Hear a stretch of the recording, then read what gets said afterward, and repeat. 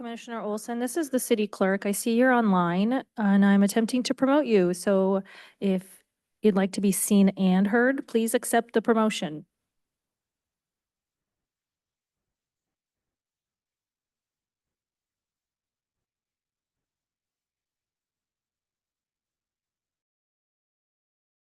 I'd like to call to order this meeting of the Kenmore Planning Commission. It is Tuesday, June 10th at 7 p.m. Clerk, will you please take the roll? One moment, we'd like to start the recording. I'm sorry. Would you like me to start over? Please, okay. I'd like to call to order this meeting of the Kenmore Planning Commission. It is Tuesday, June 10th at 7 p.m. Clerk, will you please take the roll? Commissioner LaSalle? Present. Commissioner Macias? Here. Commissioner Olson? Here. Commissioner Olson, one more time. Here. Faint, I hear you. Barely. Try again. Okay. Here. You're coming through very patchy, but we see that you're here. So please troubleshoot that in the background. Thank Commissioner you. Dorian? Here. Commissioner Vanderlyn? Here. Vice Chair Thompson? Use your microphone, please. Turn on the microphone. Here. And Chair Benishinsky? Here. All present. All right, next on our agenda is the land acknowledgement.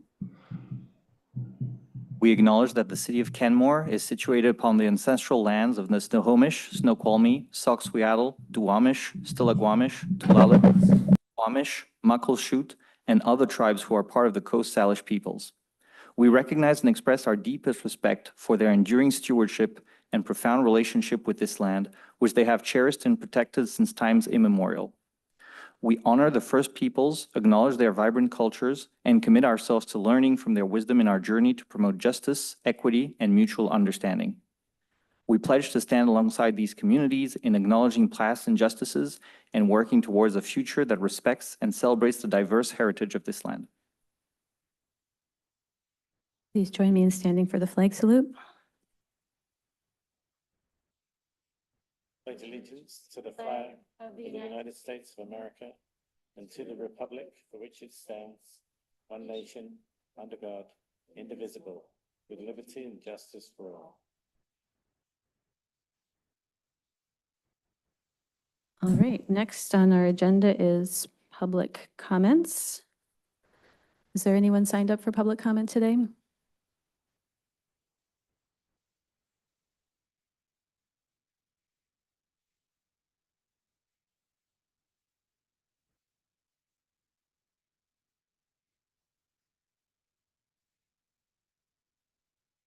Chair Benishinsky, we have no one on site wishing to speak. However, we do have a virtual guest waiting online, Stacy Valenzuela. Stacy Valenzuela, can you hear us?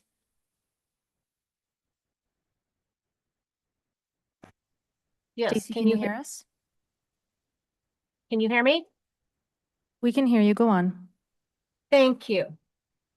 In regards to the PRO plan, majority of our residents are disappointed that now we have to have more park maintenance and more park charges, taxes, levies coming through. The Row Club, or Friends of the Row Club, associated with one council member, the same group members just renamed, are in default of over $500,000. Additionally, the Row Club still collecting the per student or up to $40,000 to $100,000 a year from the school board, which they at least pay for their use. But this money goes to the club. It doesn't come to the city for maintenance, facilities, and needs. This is 4 years of this happening. The funds collected for a default loan with the insurance that was required by the original agreement should have been paid.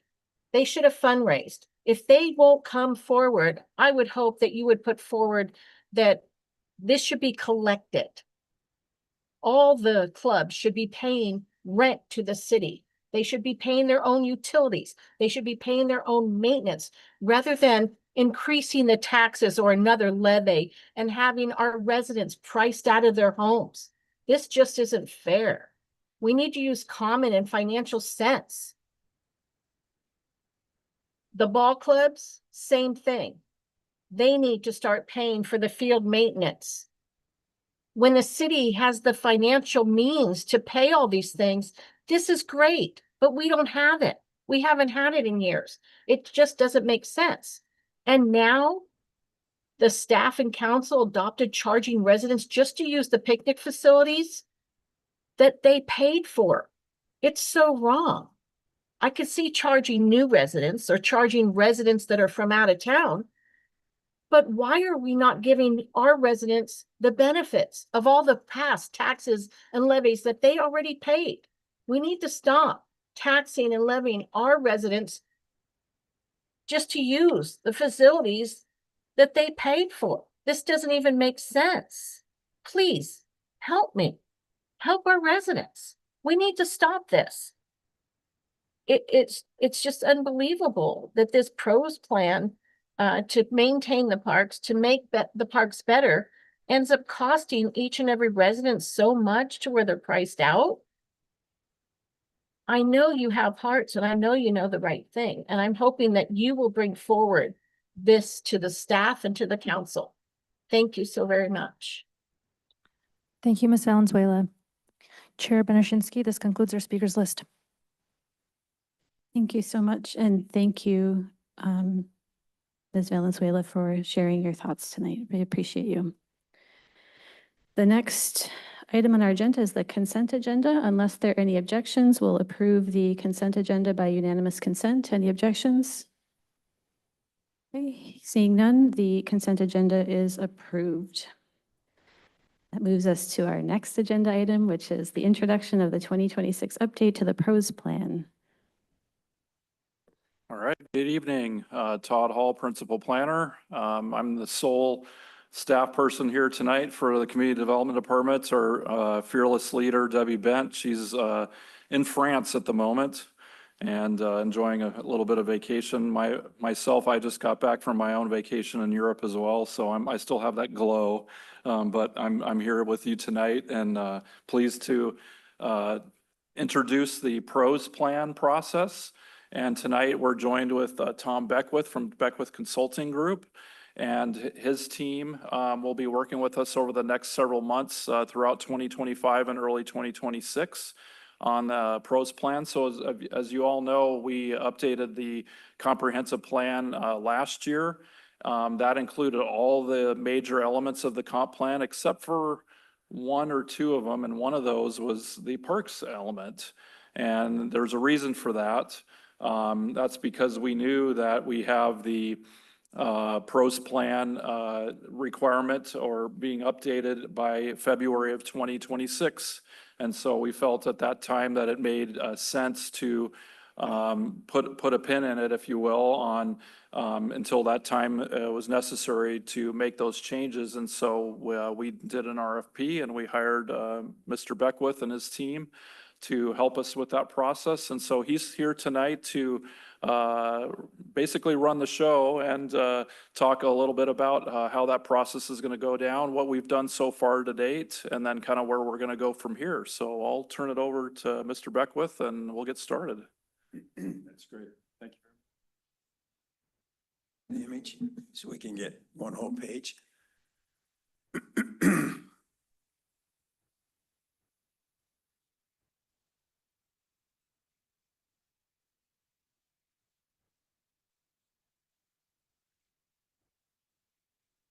Have the power. And I can control it too Yeah. if you want me to. Want to sit here? Sure, yeah, Here you that's go. fine. You have the tools. Oh, it's right here? All Yeah. right. God be with you. Yeah. We'll go ahead and reduce it down to just one page per image. Can you do that? Perfect. As Todd mentioned, this is our overall schedule. The green boxes are when we meet with you, and originally we were going to meet with you on the 3rd of June, but staff was on vacation, so that's why we're here tonight on the 10th. But we'll see you again on the 1st of July, on the 5th of August, on the 2nd of October, on the 7th of October, and then if necessary, depending on what we need to do for hearings in November and December. At the bottom, you also see that where we've plugged in where council will be briefed. They're the red box. We'll brief them in October, November, and December as we lead up to the review and adoption of the plan. And you can also see that we put in some blue boxes where we're looking at open houses and public workshops. But tonight, I want to give you kind of an overview on what we've done for some workshops with some of the interested jurisdictions. We sent that to you before, but I created a Cliff Note version maybe tonight and highlighted in red font what I think the major points are, and then also what the survey results are so far. So we met with jurisdictions, with recreational groups, with educational groups, and with arts groups. And with jurisdictions, we met with Kirkland, and some of their major findings is they're like you, they're seeing an increase in population and density. So it's not necessarily in a larger physical area they're dealing with, but more people within the same space.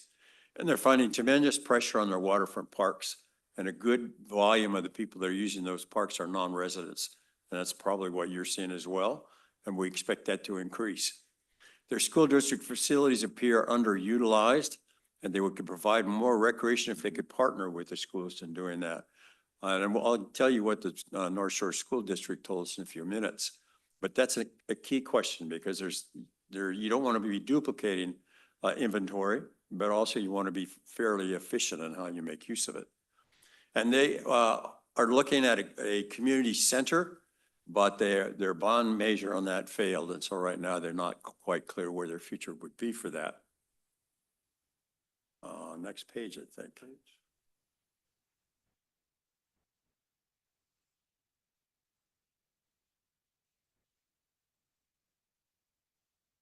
And the last things, did we jump a page? State parks, then we're finally, okay, then also in Kirkland was a huge demand for pickleball. And that seems to be true everywhere. Can't build enough of them, in Seattle are thinking of closing down the freeways and putting pickleballs on them. But state parks of St. Edwards, they're looking at, some of their questions are, there's a pressure for athletic facilities, and that's really not what state parks is into.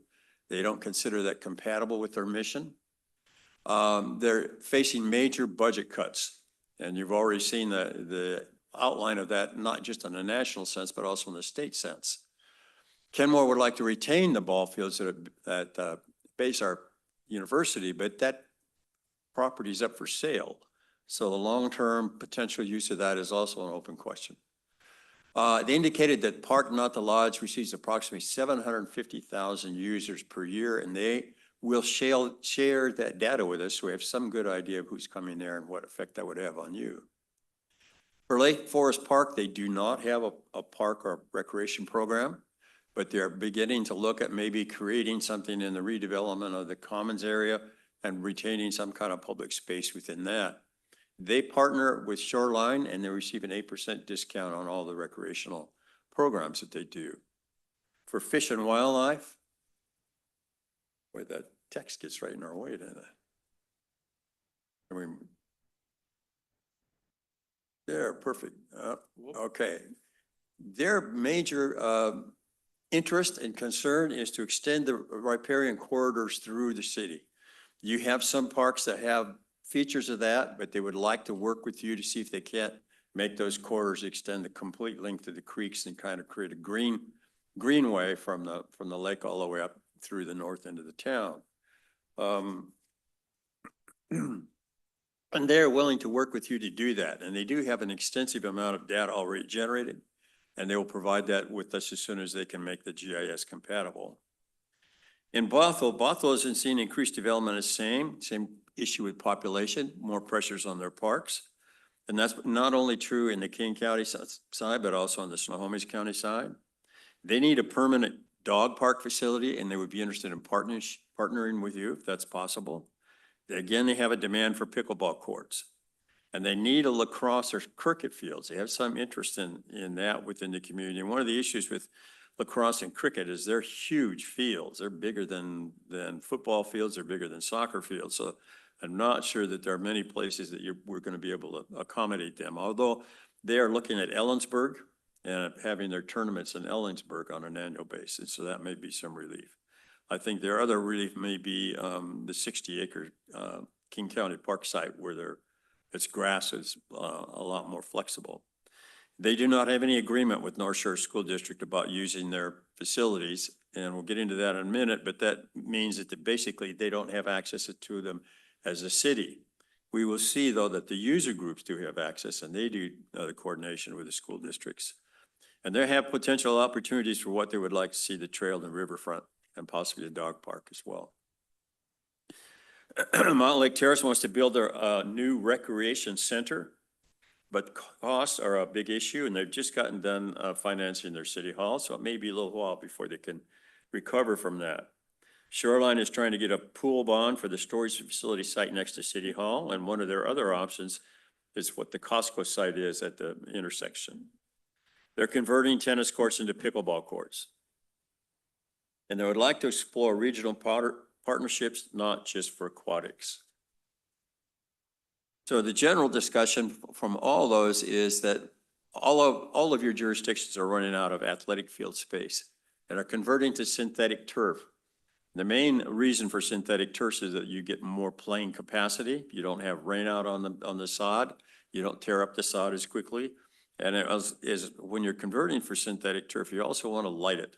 So within that, you increase your capacity by anywhere from 15 to 20%.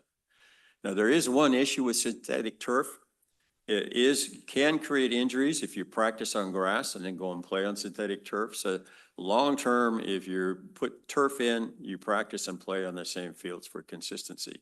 It requires different shoes and it develops different muscles on the legs.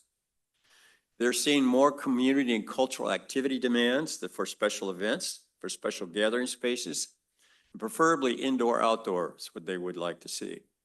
And they indicated a growing appetite for more diversity in their cultural events, which means it's not just an increase in number, it's an increase in type as well as number. When we talk to recreational groups, we talked to the Kenmore Waterfront Activity Center. They have quite a variety of what they host, everything from dragon boats to paddle boards to outrigger kayaks. They have 150 members that do the dragon boats, on 82 members overall. Everything is stored at your park. They service all age groups from kids through 87 years old. But one of the complaints they have is the new dock is too high for kayakers. It's not very easy for them to go from the dock into the kayak.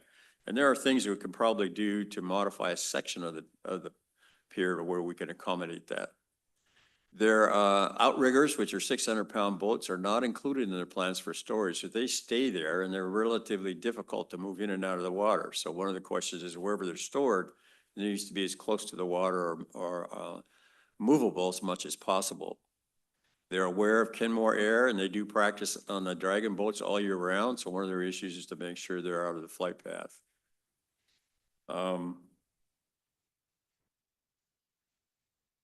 What else we have for Kenmore? Then we also talked to What's Up on paddle boards. They have two locations. They have one in Kenmore and one in Bothell.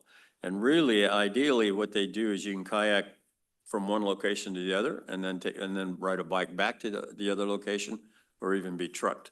So they find that's a good business plan and a good volume as they have developed the businesses.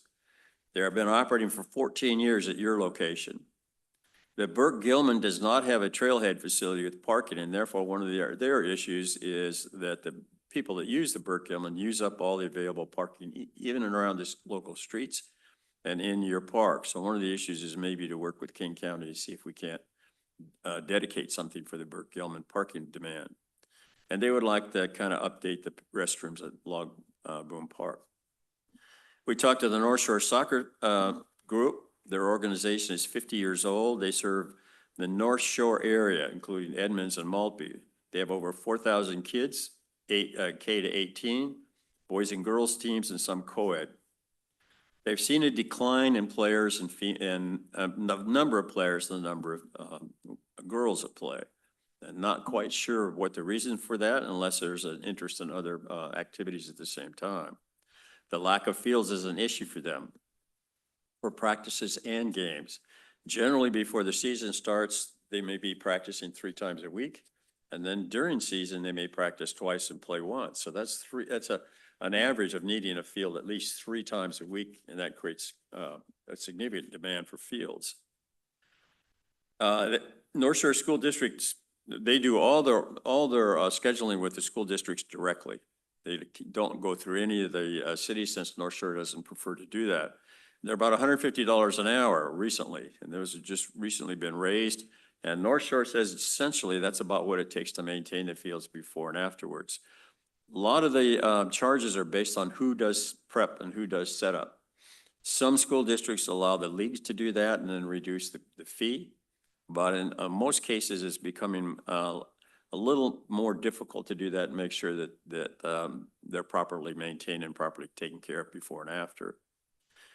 Futsal is a fast-growing sport. I'm not quite sure exactly what that is. It's an indoor basketball court, and it's played in some cases on the rooftops of big box stores and new developments. I'm going to have to go and witness one of these first before I can give you much comment on that. They want to be involved in finding a solution to the field shortage issue, and they support the potential Lake Point project as part of that proposal. The next, we talked to the schools, and primarily North Shore School Districts. We had a long discussion with her. It was very fruitful. But some of the key issues is they're seeing a continued decline in enrollment over the last couple of years, particularly for kindergartens through 5 years old. And you could probably correlate that with housing costs. Young families can't afford to buy within these districts, but we're also due partly to the lowering of the birth rate and what kinds of households are attracted to this area. If we're looking long-term, and we'll talk about that the next time we meet with you, we're looking at the aging of some of these communities and where you're seeing new housing built for what we might call young adults and family starters or empty nesters, not middle families. And so that's going to change the interest in recreation for sure. The district is focusing on taking care of infrastructure. They're not looking at developing more facilities. They have more than enough for what they need, but they do not want to give any of them up. And they do have some surplus sites in other cities which they're holding on to as in case of contingencies, which in Shoreline at least is being temporarily used for a park. They could do fields and playground improvements before the school buildings as they phase them out. So they're looking at doing everything on their properties, not just the buildings themselves. They're starting to see students coming in from apartments, but that's going to be something we're going to have to watch. If you're in the light rail corridor, you may see family starters more there, but if in your area, you're probably still going to look at a lot of empty nesters staying resident, particularly with inability to buy and sell into a different kind of housing situation. The district's goal is to convert all fields to synthetic. It's easier, and as I said, there's more capacity. Any league can rent fields. They've reached the point the district's asked for enough of a fee, in their opinion, to recuperate the expenses for maintenance. And particularly as you go more into the synthetic field, the maintenance is pricier than it is just on grass and turf. They're bound by collective bargaining agreements. The schools maintain and schedule all fields, including after-schools activities, and their priorities are residents' first policy. We broached with them the opportunity for outside groups to build on school grounds. And we did some plans for the city of Bellevue once where they had some of their parks and schools are joining. And so in what they did is they jointly program to improve some of the school fields in exchange for some of the things done in the parks. But they went even further and went inside the buildings and expanded the art centers, increased the gym capacities and so on. And that's allowed under state legislature. In fact, in some cases, the state limits the amount of money that school districts can spend on athletics compared to other educational requirements. But they do tolerate outside groups from doing that. Shoreline was a little cautious on that. They've been burned, I guess, a bit in the past on doing some of that with a nonprofit. Their key issue is it's difficult to make any agreements between all the different cities. And they're leery of negotiating with one city and then having it used as a competitive issue if they try to negotiate another. So their simple answer is, we won't deal with the cities, we'll deal with the user groups. And their schedules are directly aligned with the user groups for that same very purpose. They're also going to pickleball courts, even though the students are primarily still tennis, not pickleball. And the key question is some of the tennis courts are not getting fully used, and they see that as a way of compensating for that. One of the issues we raised with them is the design of the school facilities, particularly how the public can interact with them before and after school. In the California system, and this is what they're comparing it with, everything is open and everything is visible. So you can enter the school campus anytime you wanted to. And this is the old California model. But with all the security issues, schools are now becoming a little bit more fortress-like.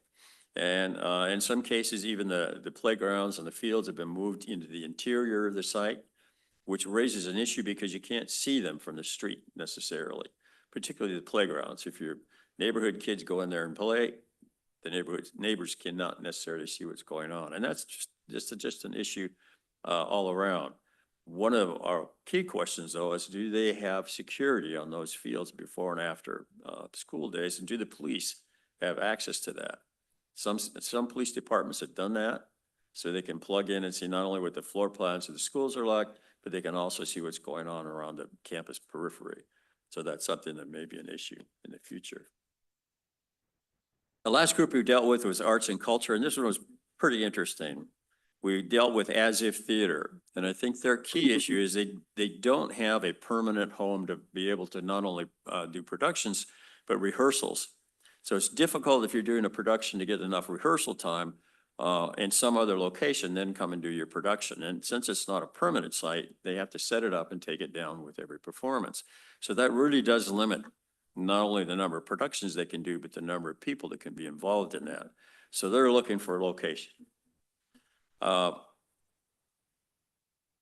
The spaces, as I said, they've been using, the Grange in particular, is not designed to be a theater, so you're bringing in temporary risers and a number of other things to make it work.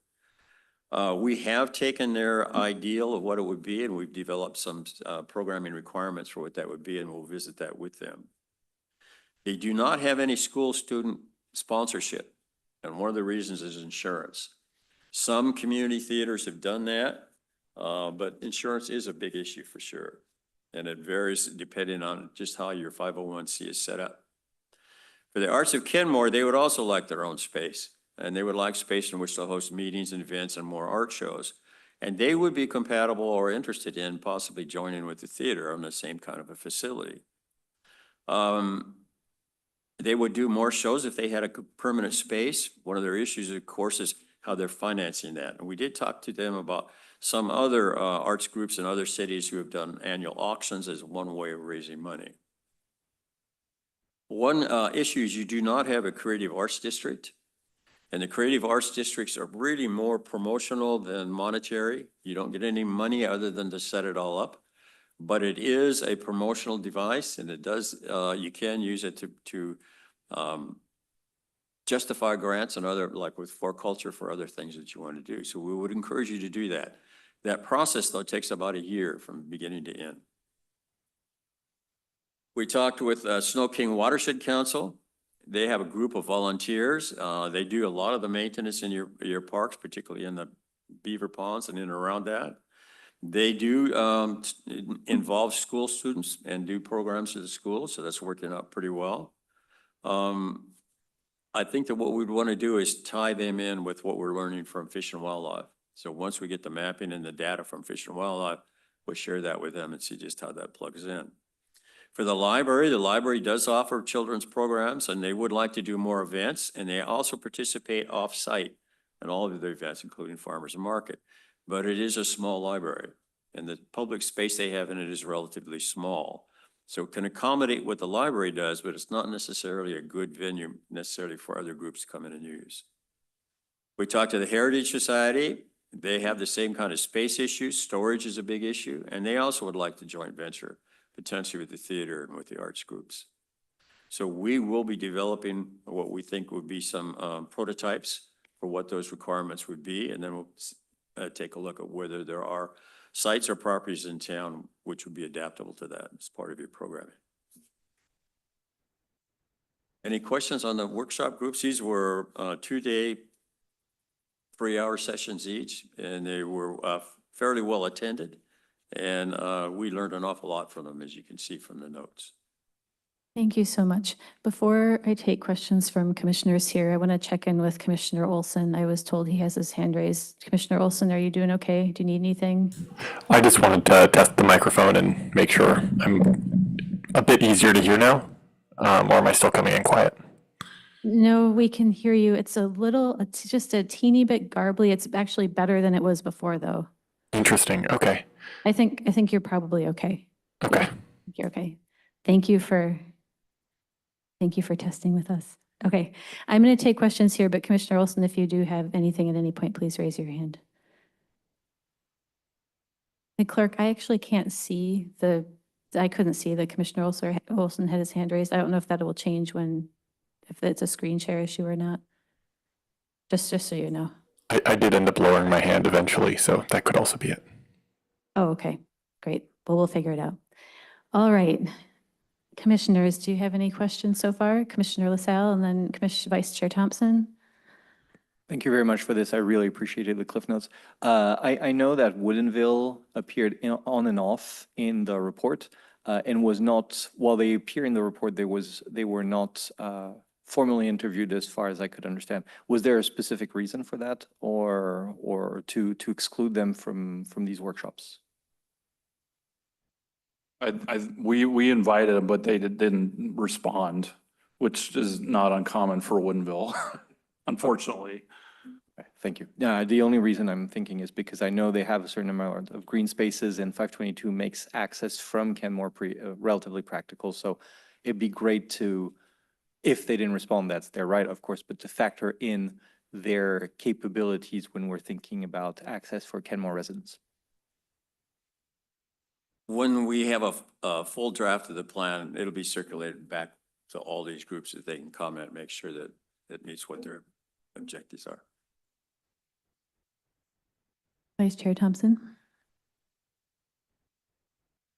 Well, I'd like to talk about the other water, which is swimming pools, which is something I do know a little bit about. So I saw there was a comment in the shoreline part that they were looking at another regional pool. And the reason that Ford Thrust pool died is because they couldn't get enough renters or the public to use the pool to pay for the maintenance. And it was a horrible situation, which they just had to close it because the school district was losing money on that pool. So when I see that they're thinking of putting another 25, 40-yard pool, whatever it might be, 40 because then you put a diving, whatever it might be. Sure, you can get the, most likely you could get the capital costs paid somehow, but I have no clue of how they can think, or any group up here can think that they can get enough income to make a swimming pool float fiscally. Is that something that you've thought about? There have been two studies done, two regional studies. One that on the east side of Lake Washington involved Kirkland and I think Bothell. And the other one involved North Shore, Mount Lake Terrace, and I think Edmonds. You needed the population within each of those regional areas to generate enough volume of use to even consider it. The key question in both of those is not the construction cost, it's the maintenance cost. You can retire the construction cost, but it's the maintenance cost that's difficult. And most of the feasibility scenarios on each of those regional pools found that they would not break even. There would be an operating loss. And so the issue in both cases was what kind of financing device or entity could they create that could offset whatever the shortfalls would be.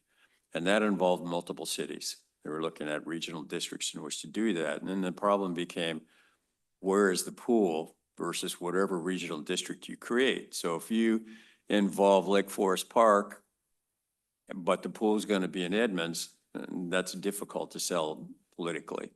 So right now, I'm not sure where they are, other than the preferred site for Shoreline Edmonds is kind of on the border of the two cities. It's where the Costco site was at the interchange. And Kirkland, for the time being, is saying, we're not going to pursue the pool. We're looking at a recreation center, and we couldn't get that bond passed. So it's not likely we're going to be able to move forward much on that either. Now, we've done a number of aquatic studies in other jurisdictions. There's only one of all the studies that we've done that we thought broke even, and it was in Vancouver. Oh, And the yes. reason is they designed the facility to be as sustainable and energy efficient as possible. There are no carpets in it, it's all concrete. There's no, if you can see what that approach is, and things are organized within it, so there's a minimum number of staff to make it operate. And they run by concession, not by staff. So the exercise facility is a concessionaire. They have a rock climbing, that's a concessionaire. The pool is a concessionaire. But in their district, they have 6 pools, and that's the only pool that could actually get to the point where it could break even. But even so, they had to increase their cost. They'd increase their fees, I mean, in order to get to the point where they could cover cost. Now, the other issue with the older pools, it's not that the building structure doesn't wear well, it's that the mechanical systems don't wear well. And so if you have a bathtub pool, it's not necessarily keeping the pool in shape, it's having to replace the filtering systems, the mechanical systems, the heating systems, and everything else to keep it operating. And based on experience, if one little kid has an accident, then the pool's down for days on those older systems. So it's a challenge. I don't see, if we were to look at a pool feasibility study for you don't have enough mass in order to make it feasible, just as Kenmore by itself. Oh, of So course. you would have to have partner cities in order to develop the point where you'd have enough of a base. And generally, you don't consider even looking at a pool till you have anywhere from 60 to 75,000 for one pool. If you have competition from Minimums or from St. Edwards or for something else, that depletes your competitive draw. And then you'd have the same issue. Where would you subsidize the maintenance cost? So it's not a simple question, I guess, is the best answer I can give you. Well, I'm quite impressed with your analysis because I'm 100% behind that analysis, and very few people that I've talked to, mostly they're saying, yes, let's do a pool. And they have no clue what it means to own, run, and the liability of a pool is a whole nother issue. But I have to ask one other question, which you sort of hinted at, which is the competition pool. There's been a lot of talk over the years. As you probably know, there are very few 50-meter pools in King County, and there's a huge club group of swim clubs that, especially in the north end, they've always said that they needed a 50-meter pool to use between South Snohomish and the north of Seattle. Because the only other pool that's even close to, well, we're not even going to talk about Coleman, but is the Bellevue pool, Bellevue Aquatic Club pool. It's the only other real 50-meter close by. And if you want to pay the freight to go to that club, but I'm sure you've talked to some folks. I'm just interested to hear what people say or think about that whole topic of putting a 50-meter pool up here. And I'm not even talking about the space it would take in the parking lot and all the other stuff, but everything applies, or you've had some discussions on that? We did a feasibility study for a pool in La Center. That's kind of north Clark County. And they didn't have the population base by themselves to be able to justify it as a public pool, but they had a very active swim club operation in not only the county, but in the Portland area that would be willing to build a pool. would be willing to finance it, and it would be a joint venture where the city owned the property and leased the property, the swim team built the facility, or the city built the facility and the swim team leased and ran it. The issue was to be a competitive pool, then you're looking at longer lengths, more lap lanes, Electronics. diving arrangements and so on. So it's not what you would call your typical public pool. Doesn't mean it couldn't be shared. I mean, it couldn't be shared with school districts. It couldn't be shared with the public on how they used it. It's like In the end, the like swim- you're, as looking at Warehouser is a good example of Right. something like that. It wasn't to the scale of Weyerhaeuser. It doesn't need to be in order to meet the swim team's requirements.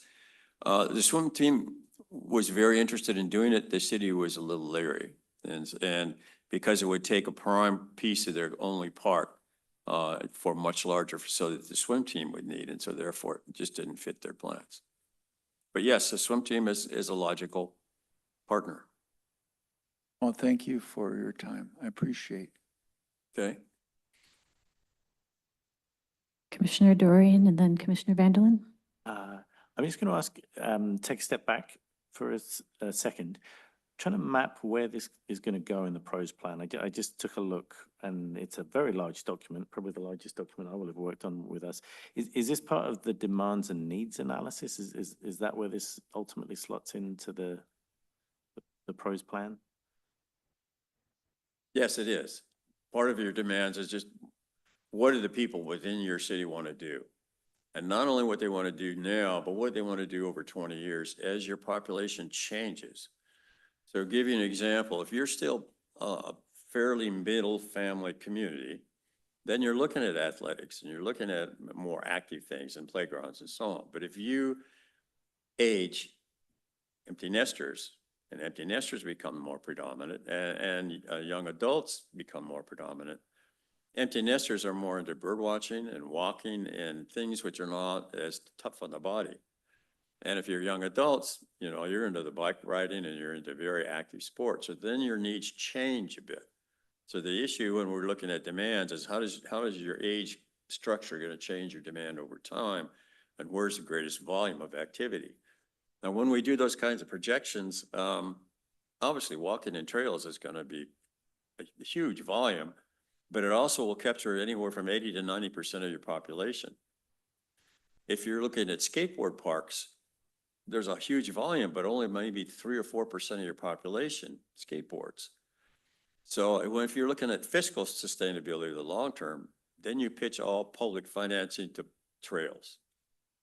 And you find, but that doesn't mean you ignore things like skateboard parks and so on, but you find other ways of using funds and grants to do that rather than the other way around.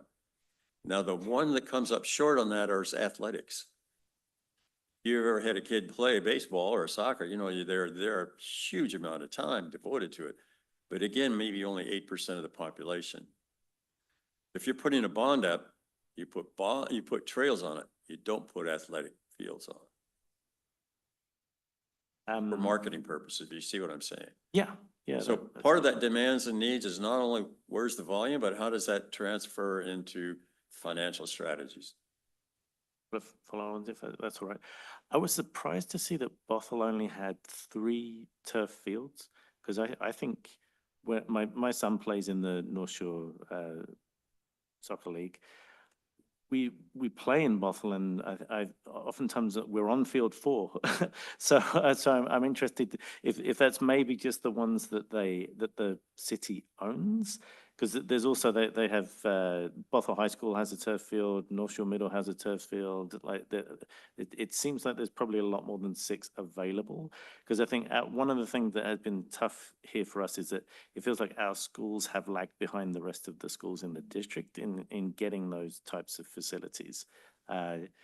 So it's something that has been on the minds of parents in our schools. I believe Kenmore Middle is meant to be getting a turf field and athletic track this summer, but we'll see about that. And then random thought coming from the UK, as well as fields, oftentimes what you need for cricket is nets. which is is a concept a bit like a batting cage, where you have well, effectively exactly the same. You just have the wicket and you're bowling within a net, so the batsman can practice, the bowlers can practice. If we're looking at limited space, that might be something that would be interesting. I mean, obviously we'd have to talk to the cricket stakeholders, but you're right, cricket fields are huge, but you can still play elements of cricket without having to have a huge field. Sure, that's possible. I think what we'd have to look, really, if we were building fields in the future, would not be building dedicated fields. We'd be building rectangular fields. So the center is a soccer and the corners are baseball. And they'd be flexible, so you could increase or decrease them based on whatever skill. Unfortunately, we started building dedicated things, which is an inefficient use of real estate. And that's true even in the school. So they're so sited, they can't be adapted very easy for multiple use. Now for the soccer league, they recruit fields through all those schools. And oftentimes you see why you're jumping around from different cities just to get access to a field. Now, as the schools increase their fields with synthetic turf, that doesn't automatically mean that they're available at the times and schedules that the leagues want, because they have their own leagues and they have their own practices. And for example, when Bellevue High School upgraded their field to turf, I coached my son's soccer team, but we couldn't get on the field till 9 or 10 o'clock at night for practice once a week or twice a week. So that even by improved capacity by synthetic fields doesn't necessarily mean that there's bigger demand or bigger supply. Complicated. What we did do for Mercer Island, though, was reduce the amount of time you're on the field. So if you're lazy, what happens is you get grandfathered leagues and they get grandfathered fields. And so they're used to using the field for maybe 3 hours for practice. Well, we cut the practices down to 1.5 hours and we doubled the capacity. And we said the same thing, if you're going to play games, you're going to start Sunday morning, church or not church, if this is what it's going to take to get the capacity. So there are things you can do to tweak the schedules and tweak the durations and so on. It's easier to do if it's synthetic because you don't have to worry about rainouts. But you're going to hit a limit to what you can actually do. We just finished the shoreline plan and it got to that point where there's no more capacity they can put. There's no more fields and no more real estate. You've got to look at other things to do. Commissioner Vanderlyn? Yes, thank you. Very thought-provoking. I especially appreciated the number of references to the impact of demographic trends on uses and needs. And which is very interesting, I think, in that we are at the process right now in Kenmore of looking at how we're going to increase and have the actual intent to increase density throughout the city. That's obviously going to have an impact heavily in certain demographic areas versus others. So I think one of the things I'll be looking for as we produce this plan, particularly seeing we're looking at a 20-year horizon generally for plan, is to cross-reference between things we're doing in planning, for instance, from the TOD, missing middle, in affordable housing. How is that going to impact the current demographic trend, which is quite different from what I think we would expect to see as density increases? But one of the things, again, what I'd be looking for is how do our projections take that into account? And in particular, what's the timing of that? Because I do think we're going to see a significant change. And the aging population, I think, is absolutely an impact right now we have to be looking at currently. 10 years down the line, that's going to look very different. So again, I think having a key part of our work going forward, having those projections reflect both in those demographic trends in both our uses and demands, and particularly how does that time out over time? How is that going to play out over 10 or 20 year time scale? I think it's not only changing the characteristics of your population, but also your approach to what a park is. We're densifying our downtowns and so on, but in a lot of cases, we're not compensating for that with plazas. We're not using rooftops. We're not incorporating recreational facilities in buildings. or even joint venturing that if that's possible. So we need to have an urban park approach as well as demographic anticipation. Quick follow-up. I think this once again points out some of the weaknesses in our current planning structure. Because of the way we've structured these things, what we really need to be doing is spending more time looking at how our economic development changes, how do these things cross-reference. Just looking within the PROS plan, just as you've an example of, there is remediation or there's a response to those demographic trends that are outside of the parks and recreation, but meet the same need, but can't necessarily be meet that structure of our planning. And going along with demands and needs, it's one thing for us to project your population and anticipate that. But if you build a field of dreams, they will come. If you improve your waterfront, that's what Kirkland is saying. Bellevue built a downtown park and people come from all over the place to use the downtown park. I lived in a much smaller community for a while and we allowed dogs in the park. We had water. All of a sudden we had thousands of dogs from all over the county because we had one of the only places where a dog could go in the water. So we'll have to anticipate what your tourist quote impact is as you begin to create a desirable place to be. That's interesting because what I think you're raising the question on here is not only of intended planned consequences, but unintended consequences of some of the things we do. We need to be able to anticipate and plan beyond what might be a standard, let's increase density. We need to look beyond that to understand exactly what the consequences are going to be across the community. When you become popular. We're already popular. All right, Commissioner Macias, followed by Commissioner Olson, and then Commissioner LaSalle. Thank you for this. I think this is fantastic. I had a few kind of just want to make sure I'm tracking questions. They might be a little scattered. So school capacity, when you went back to North Shore, school capacity, they said their capacity levels, they're fine on their fields currently. So they're not expanding any additional, North Shore is not planning on building any additional fields at all. Is that kind of what I was understanding? Not in Kenmore. Not in Kenmore. Okay. And then Not that I know of. Okay. And then do we know right now, is that capacity underutilized already? Do we have a sense of what those fields kind of fill out as right now?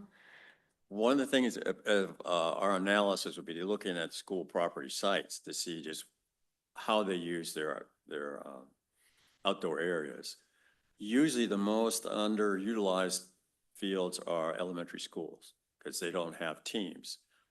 But then it depends on how the site was configured and how it was developed. And the older schools are very small sites, so you're not going to see fields on those sites. You can see expansion of playgrounds. You can maybe incorporate some neighborhood activities like perimeter trails or exercise stations or so on. But some of the older schools, you don't have that capacity. Now, going into schools and upgrading their fields in order for leagues to use is one strategy. There's a limit to it on a middle and high schools because you're competing with their own activities or their own athletics.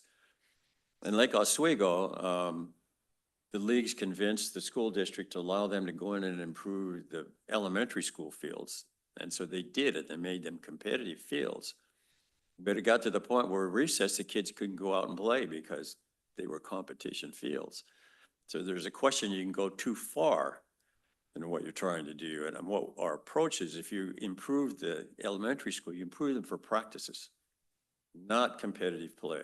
You make them the rectangular fields. They're big grassy areas. They're safe to play on and they're well maintained, but you don't allow them to be commercialized, if you want to put it that way. Got it. And so one of our issues when we looked at elementary schools is just how are they configured and are there opportunities there? Just to follow up on the sizing thing. So I'm sure all of you are aware that Kenmore has 3 of the oldest schools in the district. So North Shore School District was created originally in the far west side of Kenmore, right? So you have Kenmore L, Arrowhead, and Morelands, 3 of the oldest schools in the district. which were sized with very small fields, or if none, like Morelands, which is sharing a park, right, for their recess. And so it's definitely a challenge. We gave Tom and his team a tour of our facilities at the very beginning when we started, and that was one of the things that was surprising, is that they, meaning Moreland, uses a city facility, a park for the kids to go play on. So that's a real challenge that we have in our own community here. Got it. I have two more follow-ups, kind of pool adjacent. I'm just wondering, when we looked at St. Edward's, when we looked at the park system, do we or have we had any interaction with the lodge? I know that pool structure is always, people ask, why can't we get a pool back there? But pool adjacent, Green Lake has their old pool house and they use that as a theater, right? It's a live theater there. So I'm wondering if there is any is there any open conversation between the lodge and St. Ed's and that sort of pathway? When we talk to state parks, that's some of the questions we asked. The lodge is on a lease and a separate entity, and they pay revenue then to the state parks, but the pool is still part of the state parks. But one of the issues they have is there's not enough parking, not only for the lodge, but for the pool and for the rest of the park. So if they do any major capital improvement on the park, it would be to develop a parking garage where they can release more of the site. Got it. Now, I don't remember what we learned about the pool. Did you learn anything about that? No, because it's been dormant for a long time, so I don't recall having major conversations, but that was, correct me if I'm wrong, a thrust pool, right? As part of the original. Probably. I think it was, so. Bathtub pools. Yeah, exactly. So I mean, I remember when it was still open, and it was probably 24 years ago, and then it closed, and it hasn't been used ever since. It's just been dormant. And I think that's the challenge now, that it was operating at a time when the seminary was dormant as well, right? So you didn't have a lodge. Now you have a lodge in place that is, heavily used. And then you've got the park too. So that, Tom's right, that's a definite challenge, is if you add more users, where are they gonna park? So, yeah. Okay. And Probably your biggest open question would be the best tier property. Yeah. And one of the things, if you're looking at long-term, is what kind of performance measures for recreation and urban parks and so on you expect developers to have. So you need to be a bigger player as recreation as part of development. Just one last follow-up. When we look at like the bullseye, right, for people coming, we're on the Burt Gilman. Do we have any sense of, are we getting any people in that Sand Point area? Like Magnuson has the only dog water, dog park. Is that in realm? Is that something that we look at that maybe we partner with in that area, or is that too far out of the bullseye? Probably pretty far, not for your users. We did a demand study for the city of Seattle, and one of the issues we focused on was dog parks and dogs. And 60% of the households in Seattle have dogs. 40% have 2 dogs. And they travel distances to wherever they're gonna recreate with their dogs. So you don't need to meet all dog requirements within your jurisdiction. If they're a larger area, has the more specialized. Like I said, to our chagrin, when we opened up our park that had ponds to dogs, we had no idea the pent-up demand for people that had dogs that wanted to get in the water, because there just weren't that many sites. So you don't have to meet every requirement within your jurisdiction. Just don't let them have labs. They love the water. All right, we have Commissioner Olson, followed by Commissioner LaSalle, and then Commissioner Vanderlyn. Commissioner Olson? Yeah, thank you. I was wondering a little bit around utilizing more urban spaces and any guidance on that. So I know you mentioned futsal courts, sometimes utilizing like the surface or the roofs of grocery stores and the like. And I know that we've been looking at things like a parking garage, and I was wondering if you know of any instances where parking garages are designed with the intent of putting some sort of recreational facility on top where it may be difficult to get space otherwise. I don't know. We've got fields of parking in a number of places that, as we're increasing density and there is more demand for parking, and we're looking at putting in a parking garage, it makes sense to me to try and take that and convert some of that space to green space as well, while you're increasing the availability of parking spaces. Thinking of like Park and Ride or downtown even. It seems like it depends on the size of the facility that you're looking for. And it would also have to be done, with the intent, but how difficult is that in reality? Because I can't think of like a green space or a field on top of like a parking garage, for example. So I was just curious if there's any examples nearby that I'm unaware of. Sure. In Seattle, there are even some old parking garages where the roof is a tennis court. Putting a recreational lid on a parking garage is not, it's expensive, of course, but it's not hugely expensive because you don't have a heavy lift or heavy load on it. But you don't want to do things where you have a lot of people on it. For example, the architect on our team designed Mount Vernon's Commons. It's a library with a parking garage on top of that. And at one time they thought about putting a lid on top of that where they could have community events, and then realized that the people weight was bigger than the car weight. So it wasn't feasible much to do that. But for recreational facilities and everything from pickleball to basketball to courts, that's very easy to do. And there is a parking garage in Seattle that has community garden on top.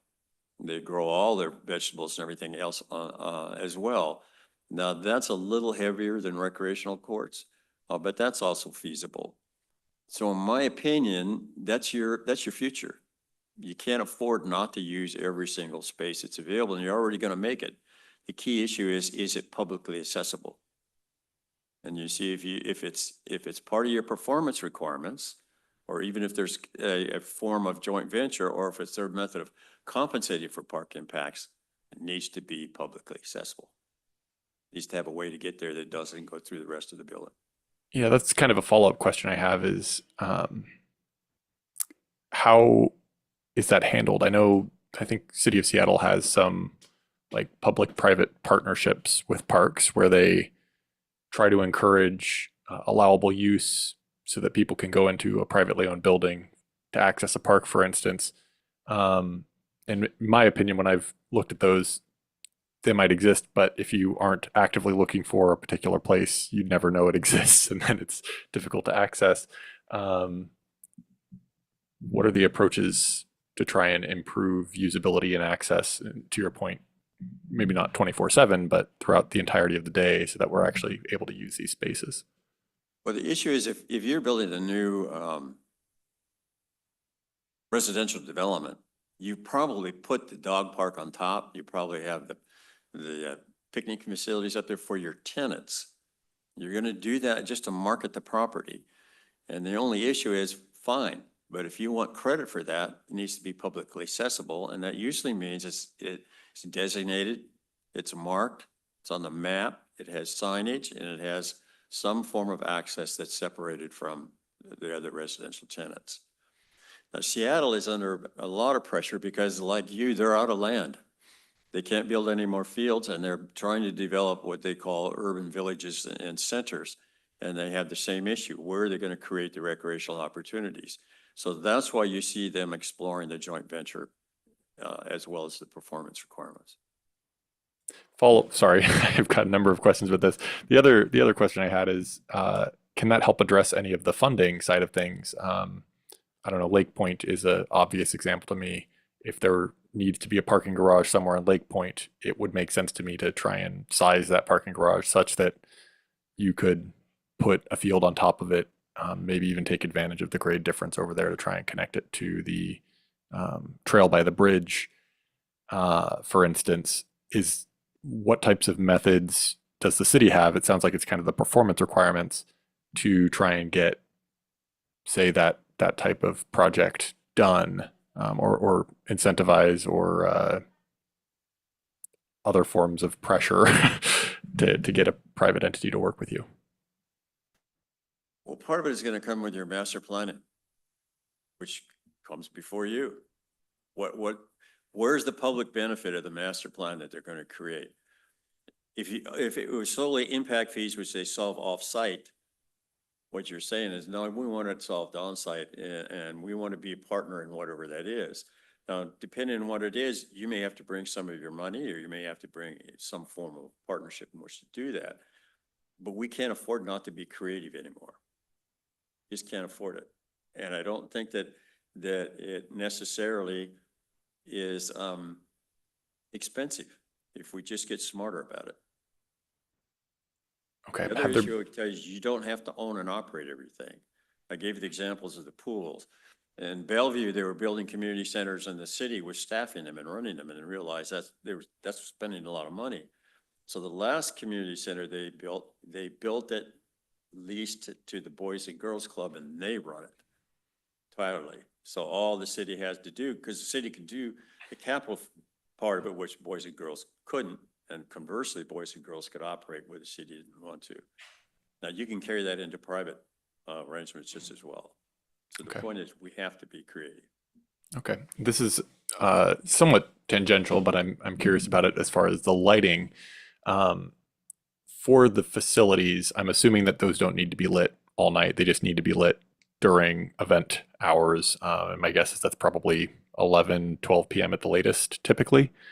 Is that correct, or is there something I'm not considering with that? It varies depending on where the neighborhood is, but now we have hooded lighting, so we can direct the lighting right down on the field and it doesn't escape into the rest of the neighborhood. So the lighting isn't the issue anymore, it's more the noise. Okay. And some cities quit at 9, some at 10, depending on where they are. If you're in an industrial park, it doesn't matter. But if you're in a residential neighborhood, then it does matter. Okay. Yeah, I'm a big fan of, there's a few spots I've been looking at where people have mentioned a desire for more parking, and I don't know, I've been saying recently, parking is kind of this thing where it's too much and never enough. You have a big field of empty parking spaces if people don't need it, and then when people have demand for it, it's almost impossible to build enough parking. And so there's a few locations like the Safeway parking lot. If Lake Point is developed and they need a parking garage, some other locations where it would make a lot of sense to me to put some sort of field or recreational space or community garden in those places on top of that, and try and work with those entities. Are there any like tax incentives that can be used with that at times to try and encourage an entity to work with you, or is that not generally how well has that worked? Tax incentive side, but it'd be in their parking requirements. It'd be one thing how many spaces stalls they have to provide if it's strictly for their use. Might be another question if it's available after hours or available work weekends, or it's used for public. But not everything has to be solved. Let's say you have a big waterfront event and it's in the weekend, and you try to use every asphalt spot you have. You can bring them in by boat. They don't have to arrive here by car. I lived in LaConner, and our biggest events, there's no space to park where the events are, but all the parking lots and the port and around the marinas, which were north, we could bring in by boat. And so we ran a shuttle on boat rather than running vans, and it works just as well. Your problem is it'll be a lot of non-residents that come with the boats, and you don't want to do it for free. But you can. So my point is, you get creative again. Okay, thank you. Okay, Commissioner LaSalle and then Commissioner Vanderlyn. Thank you.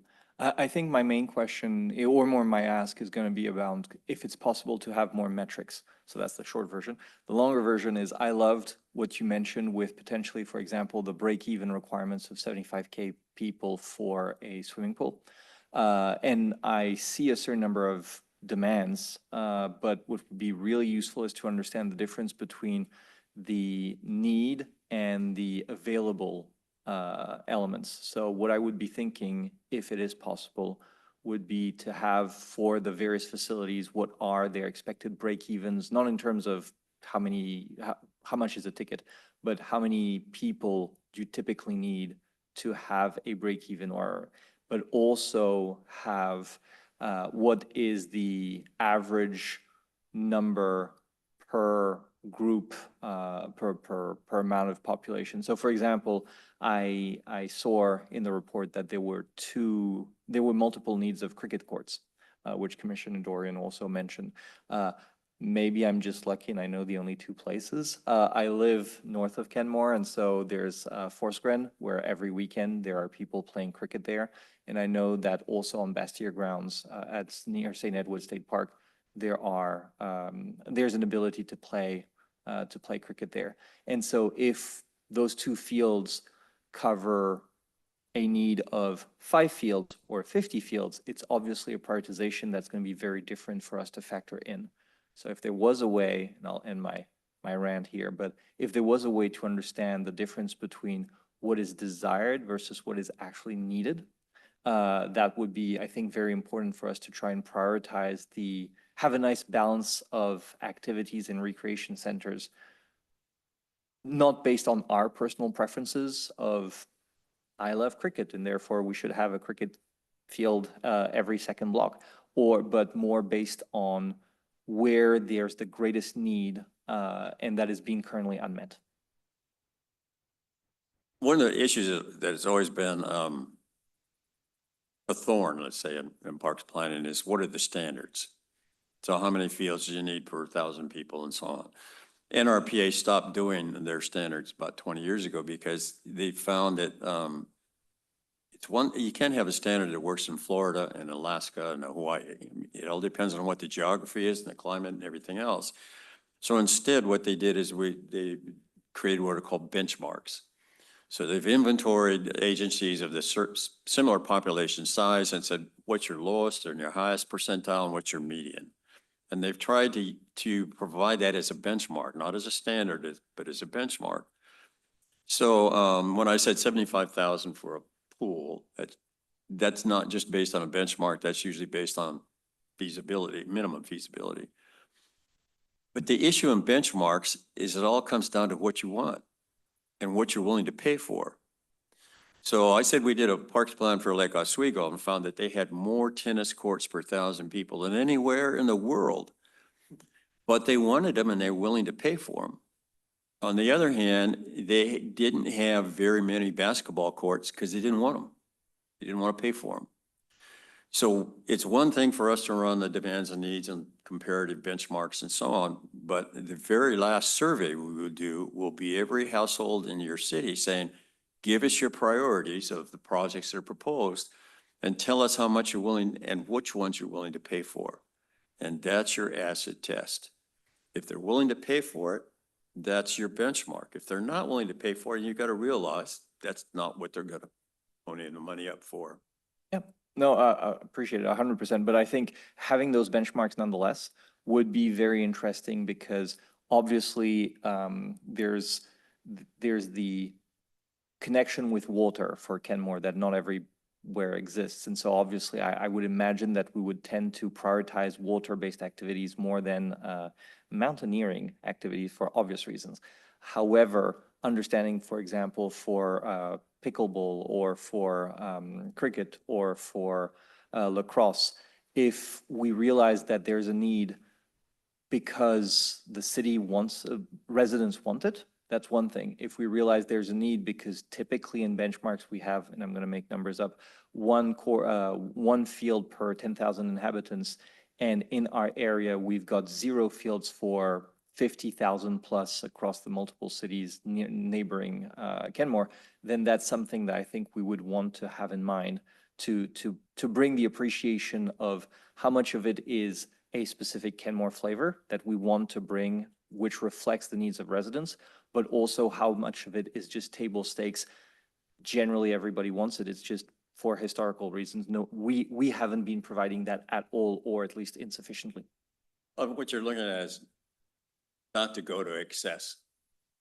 And invariably, if you don't have the ability to survey your people to get those kinds of prioritizations, then it's always a question, well, how do we compare with the city down the road? Now, one thing I would say that is a wild card in that is self-help. If somebody is willing to do it and it's not going to use public money and they're going to make it sustainable, get out of their way. So for example, we did an action plan for the city of Edmonds, and the dog people wanted to move the dog park because it was down by the railroad. And every time a train came through, you know, it just was upsetting to the dogs. But when we surveyed the full public about all the different things that Edmonds wanted to do, the dog park was last.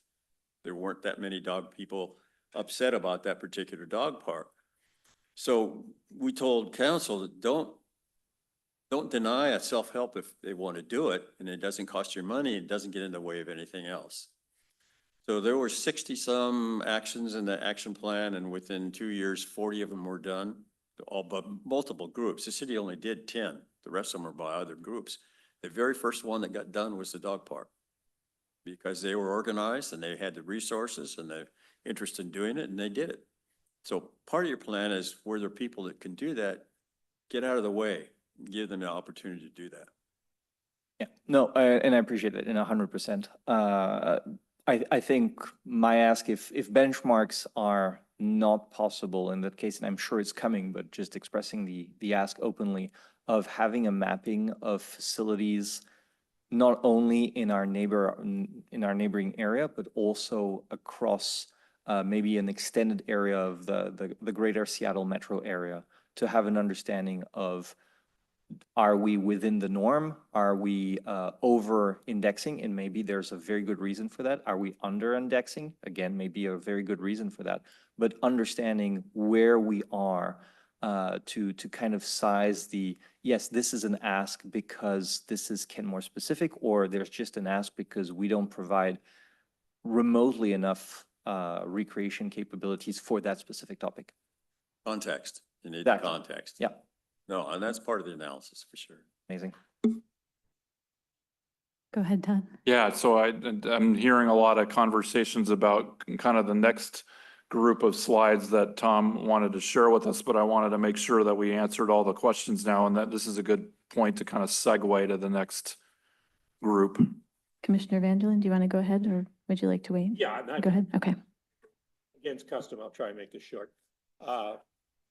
I really appreciate the comment by Commissioner LaSalle about quantitation here.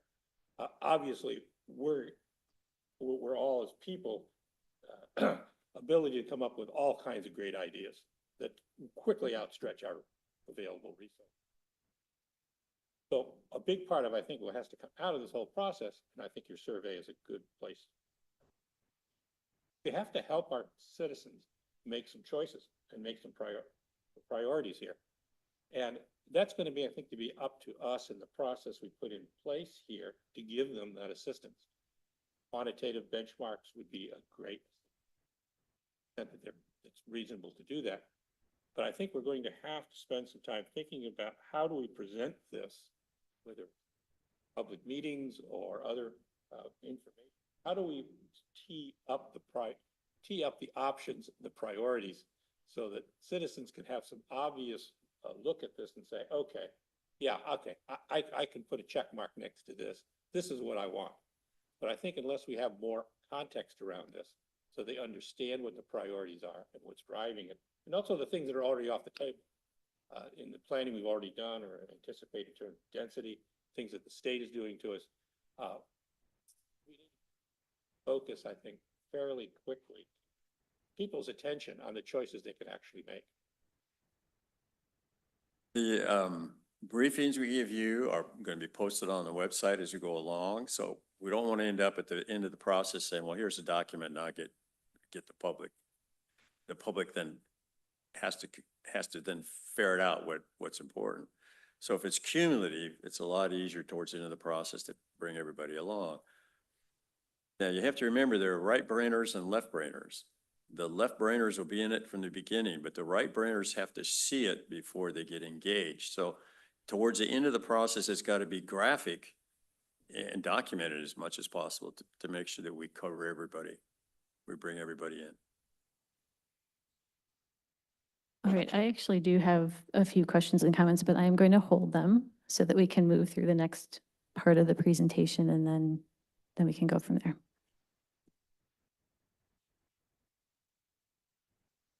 So this is a survey that's on the website.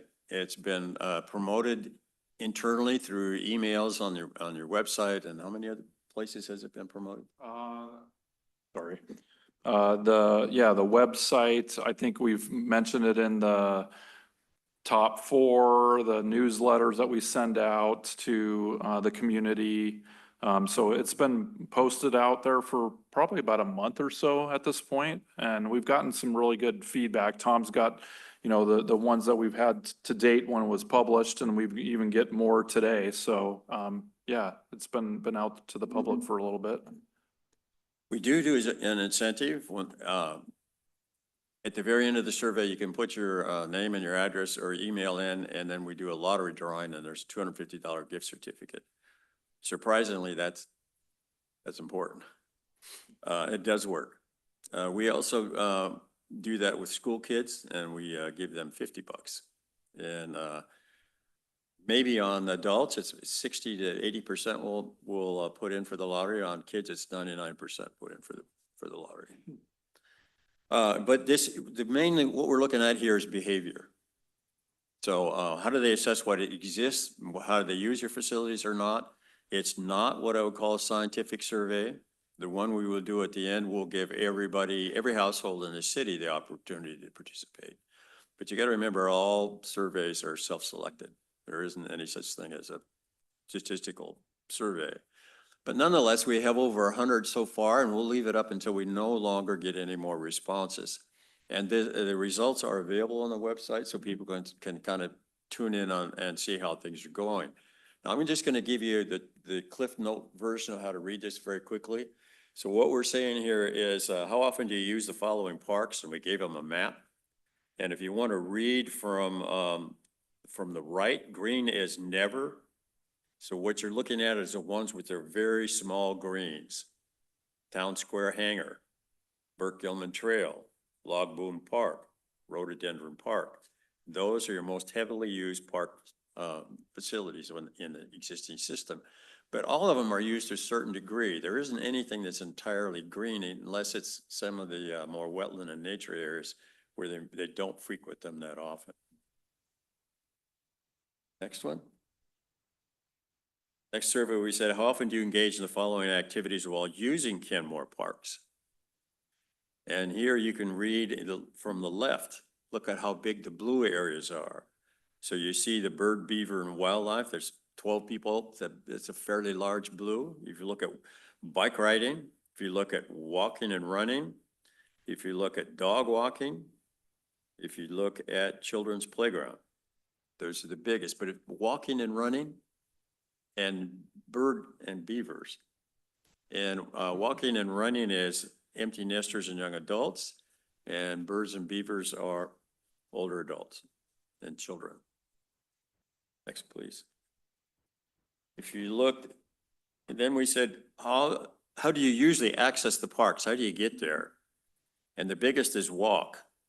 54 people walk to the park. And one of the context things we look at is how many minutes does it take to get to a park? And ideally, it should be 5 to 10 minutes on a neighborhood park. The secondary group is driving, of course, and that might be if you're going down to the waterfront. And one of our issues is how to make the waterfront more pedestrian accessible. And then biking. Biking would probably be higher, but you don't have a fully coherent bike route within and around the town that isn't through major traffic corridors. The next one, we said, what priority would you give to adding the following recreational programs for Kenmore? And again, read the blue areas. Youth programs 17. If you look down at the bottom, it's family programs, all ages. The next we said, well, how important is it to have the following types of facilities available to you and your household in Kenmore? Read the blue again. Wildlife and habitat, walking and biking paths, and then playgrounds and play areas, and then aquatic facilities. And then last down at the bottom are community events. So when we're looking not just at these programming things, but where the program's held, then that's how we match facilities and programs together.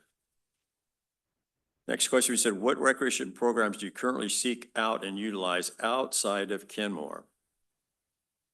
The blue are Woodinville, kind of the teal is Kirkland. Yeah. The pinkish is Bothell, the purple is Montlake Terrace, the gold is Edmonds, and the green is Shoreline. So you can see they're going to Woodinville, Bothell, and even Woodinville and Bothell primarily are your direct destinations. And it depends on what the activity is. Now to get back to the pool, for example, when we did a feasibility study in the Montlake Terrace pool 20 years ago, and they were going to redevelop it then, one of the things we wanted to know is where their users came from. They didn't come from the pool, they followed the instructors. What determined whether a pool was successful or not was the caliber of their instructors and what their audience was. The next we said, to what extent are the following types of events important to you and your household? Read the blue again. Farmers market and crafts fairs, children's activities and events, music concerts and performances, community festivals. Now those involve more than residents, and to be successful, they need to involve more than residents. So the question is spaces, proper spaces for that to occur. And next we said, if the city of Kenmore were able to invest more money in parks or recreation, which of the following would you give priority? Read the blue again.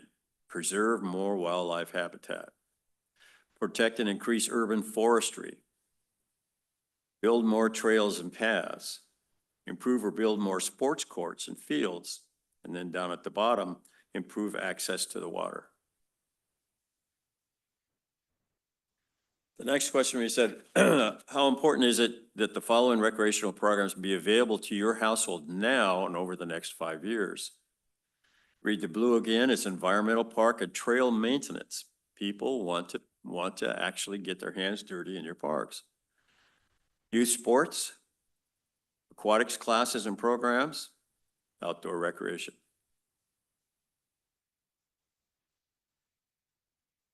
The next question we said, if you have not attended any of the city's special events in Kenmore, the concerts, the movies, the fireworks, and so on, what were the reasons why?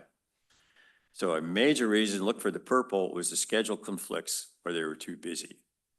And then at the bottom, they were not interested in whatever event you have. Usually the key question is they don't have information, or they don't realize the information, or they weren't looking for the information. So promoting your events is as important as conducting them. All right, so the characteristics of the people that completed it, you leave that map up there. The bulk of them came from Area 1 and Area 4, because that's the greatest residential concentrations within the city.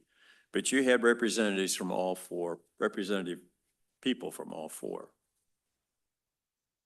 Or how many years they've lived in Kenmore? Obviously, the greatest numbers were over 16, but you can see they're newcomers in this as well as old timers. So this is a good diversity. The next question is, what's your language?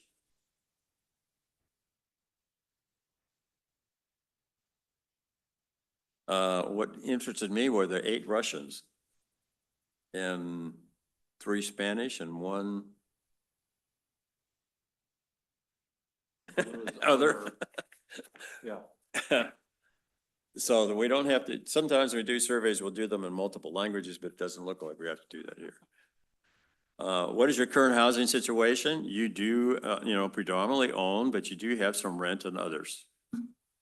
What age group are you in? This is a good mix. It's everything from primarily age 26 up to 65 plus. I think the purple there is 41 to 55, which is middle family. The next question was, any members of your household have a disability that affects their access to a park or program? 5 said yes. And then we asked what kind of disability, and there's some that need sign language, some that need ADA inclusive playgrounds, and some that need hard surfaces. The last characteristics were, how did you find out about this survey? Predominantly, it was your Facebook or email, although also word of mouth and your website. And which of the following methods is the best way to communicate with you? All of them, but obviously email was the predominant. And you see, we've collected email addresses as we've asked for it. Now, when we do, this is a public survey, and so the results are available to the public, but we suppress and keep confidential the email addresses so they can't then get a free ride. And that was important because once we didn't do that, and we did a controversial trail project, and the opposition group got a hold of the survey and all the names and their addresses and called them up to complain, which kind of guaranteed that the trail got through. So that's where we are in the survey. As I said, we'll leave it up. It's more behavioral and attitudinal at this point. The one at the very end will be much more structured and will go to every single household. We do want to do a student survey. It's a little difficult whether North Shore will be amenable to that because you need to promote it in the school. Some schools have been very open about it and have even promoted it through their civics classes. Some have said, no, you have to do it external to the school. So we'll see, because the things we want to know from the students is, are they engaged in any program by anybody, yours or anybody else or any adjacent city, versus who's not engaged in anything. Those are the kids we call at risk. Want to know how to reach them. Any questions on the survey results so far? I am going to go ahead and go first so that I can ask some of my questions that I had to hold. And then I see that Commissioner LaSalle is going to be in line. Does anyone want to get in line right now or later? Commissioner Dorian, you're in line? Okay, let me write that down.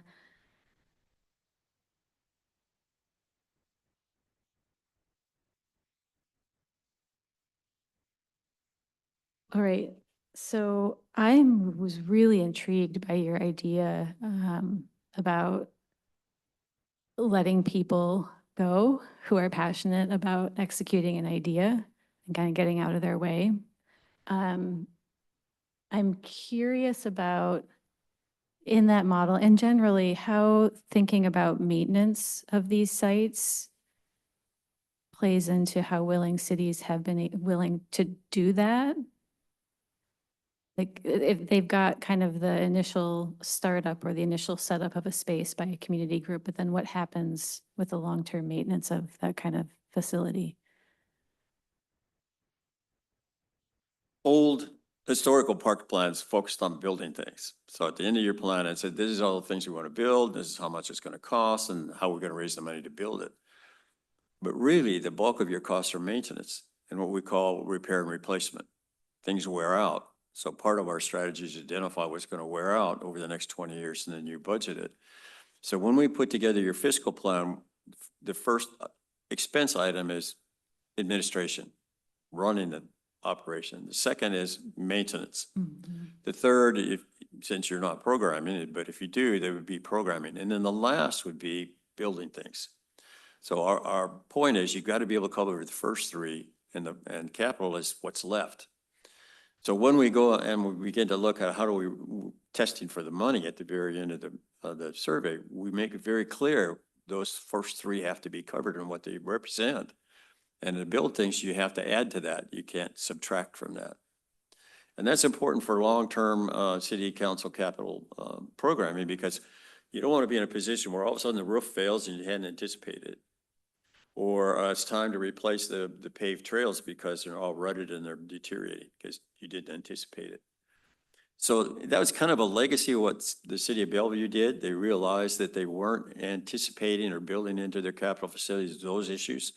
So they computerized all their components, from indoor carpets to the roofing materials, to the paint, to the trails, to the irrigation systems and so on. And that was the model we've been using or developing for the last 15 years as we look at fiscal issues. So if there's a shortfall, it's building things. It doesn't necessarily mean you don't buy things. One of the people I worked with for a long time was a director of the city of Bellevue, and so he would make sure that they were acquiring the strategic properties that he needed. Then he'd put up a sign that said "Future Park," and they'd come to him and say, "When will we get the park?" And he says, "When you pay for it." But in other words, has to be a key component of the plan, or it's not an effective plan. So it sounds like we will be considering maintenance when we're doing the pros plan update. Yes, okay, great. That does raise one question. Mhm. When you get into urban parks, who does it, Parks or Public Works, and how do you split that responsibility? Especially streetscapes. Same thing. Yeah. Okay, another question has to do with swimming. I'm hearing that pools are hard for a lot of reasons. We do have a lot of access to water here. Can you talk a little bit about, is there a difference between a swimming beach and a beach? This is a distinction that I have heard some people in our community make, and I'm curious about whether that is meaningful or not. The questions with swimming beaches as pools as well as safeguards, lifeguards.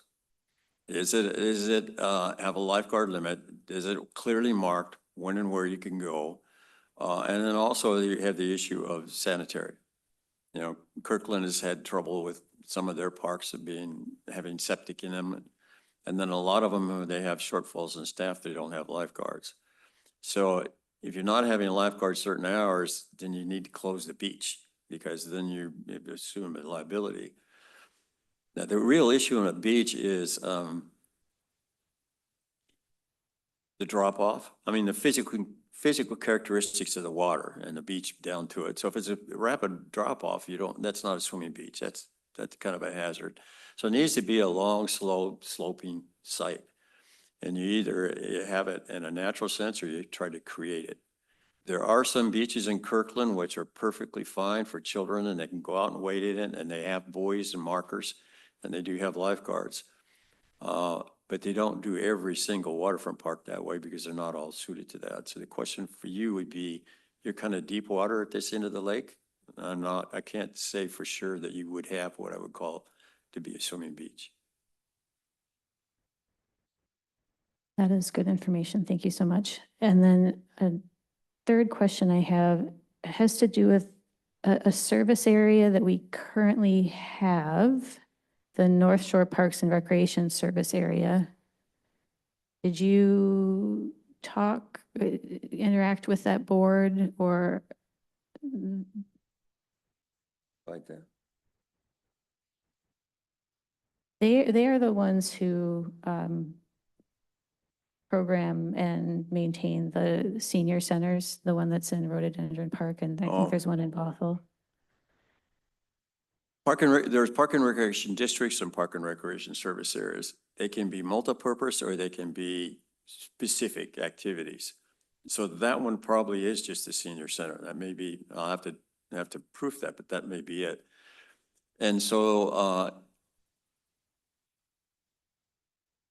districts or service areas can either be approved by vote, or they can be established by a city or a county, by the council or commissioners can do that.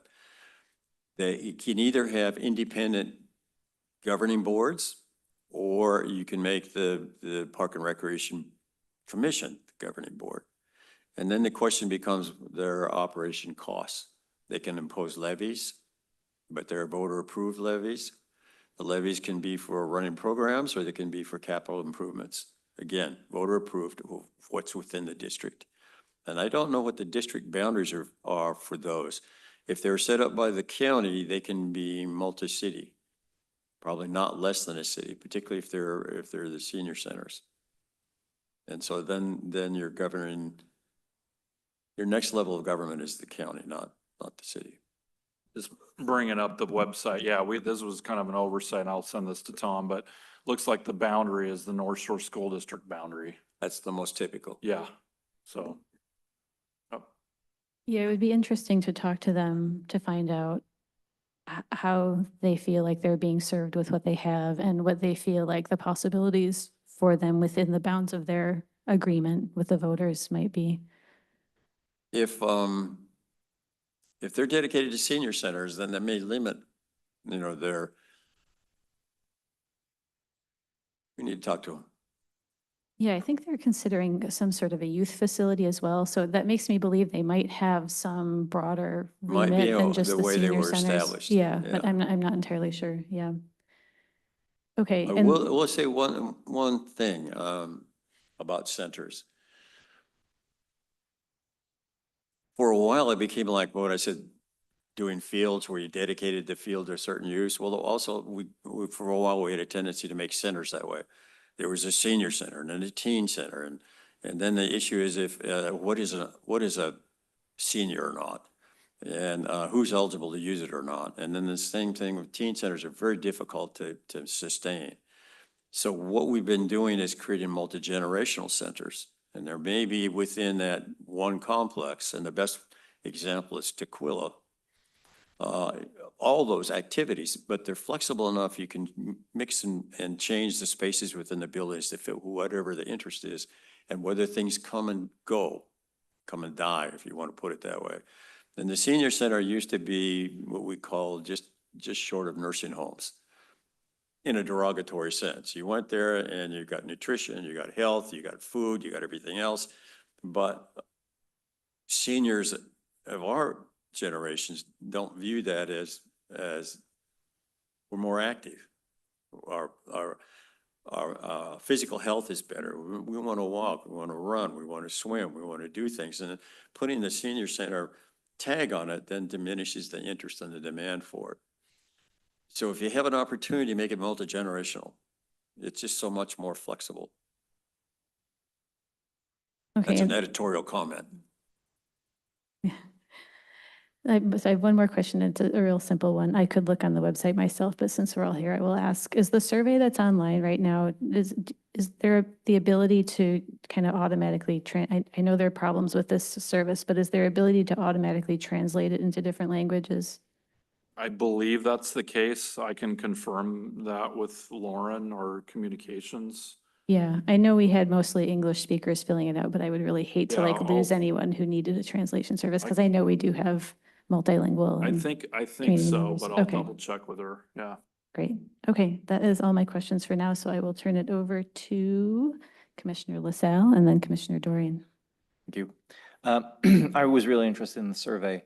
I felt specifically for, I think, 2 questions back to back, the survey kind of emphasizes the need for having this quantification, which we mentioned before, because at one point, if I remember, there was a what do you want, and in terms of events, it was unanimously focusing on organized events where that need to happen in streets, in clear-cut meadows, like the concerts at St. Edward State Park, places where nature might be in the surrounding, but clearly out of the picture. But when asked more generally what the ask was unanimously, we need more trees, we need more nature, we need more all that. Because we don't have a ton of land that is still yet to be developed, I feel those are self-excluding. It's one or the other, and so we need to find a proper balance to kind of have both within measure. So I would very much like to see all of the metrics, the rationalization, which will not be the only elements driving our conversations and our decisions, obviously, but to provide the context of everybody wants both, me first. I want nature and I want the events, but since we can't have all of it at the same time, it would be very useful to have this understanding. Okay. Commissioner Dorian? Similar questions to Chair Banasinski about the survey. So just in terms of engagement as we go forward, I'm looking at the home ownership question. I don't think that matches our demographics even closely. Just 5 out of 78 people being renters, everybody else is owning really. And I think some of that plays into some of the other demographics that we're seeing as well. So I think it would be good to try and engage folks. We always struggle a bit with that with city surveys in that mostly we do end up with a lot of homeowners if it's just a city communication. I think that it would be good, especially because some of the people we're most trying to serve are people in the downtown core who may be renters, who need the city to be providing recreational space and green spaces. I think we should make an effort to try and engage those folks. So that's something I would bring up. Connected to that, I'm wondering whether some of these folks have answered expecting that the city would be providing some of these services or just answering about Kenmore in general. So like with the aquatic facilities, we do have a very popular private swimming club called Aqua Club, and I wonder, because the wording just that the following types of facilities available to you in your household in Kenmore doesn't state that they're expecting the city to provide it.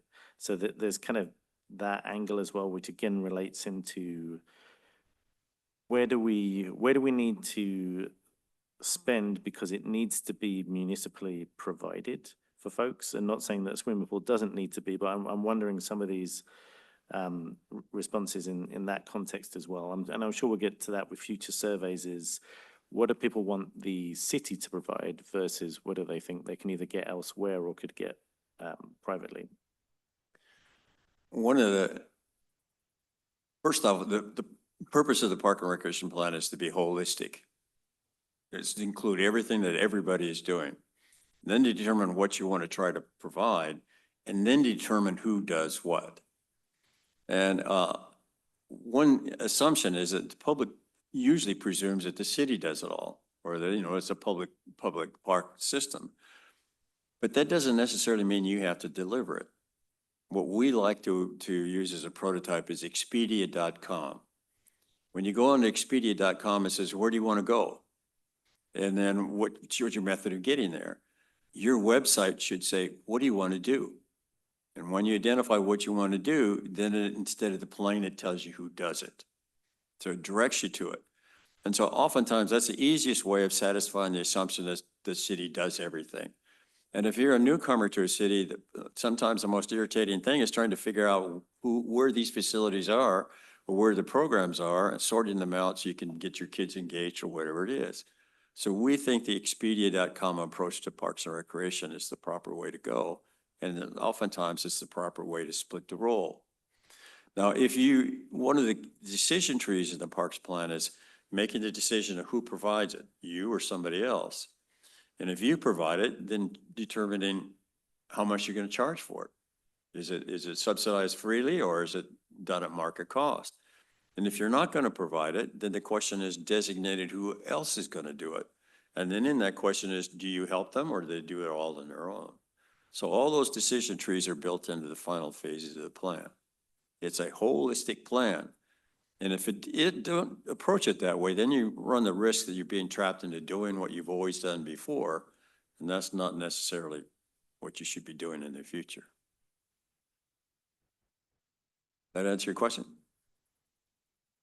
Adjacently, because I think we've risked falling into that trap more if we don't engage the people that we've never engaged before. So I think that's more the point that I'm trying to make. And I think that's the like Tom was saying, that this initial survey is just the first cut, if you will, and then we're going to be doing a more targeted survey later that will be a mailed survey to each and every resident. That's when we'll get those renters. And I agree that a lot of times when we put up any survey, whether it's parks or, the level where you live or anything, a lot of times we get the owners and the folks that typically come to the meetings and things like that respond to it. But one way that we'll be able to get the door-to-door service, I think you could call it, and the mailing is getting it to the renters. And then I think we'll start to see a lot different responses. You'll get a better representation. Yeah. It won't be split entirely, but you get a much better representation. Especially when we say it doesn't cost money. All right, the clerk would like to either say something or ask a question. Say something. Don't worry, I'll be nice.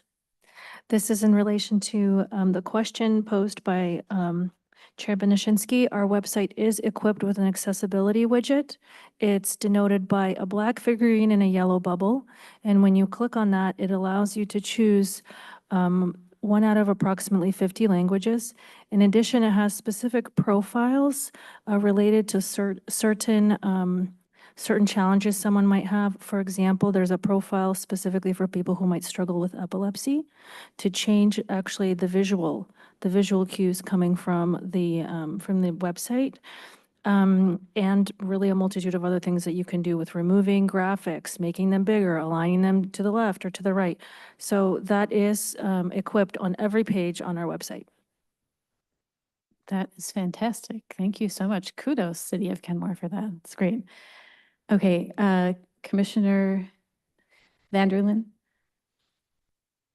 Commissioner Vanderlyn and then Commissioner Macias. Okay, here's the inevitable finance guy question. So it actually follows up to what you were saying about how do you pay for things. How do we pay for things?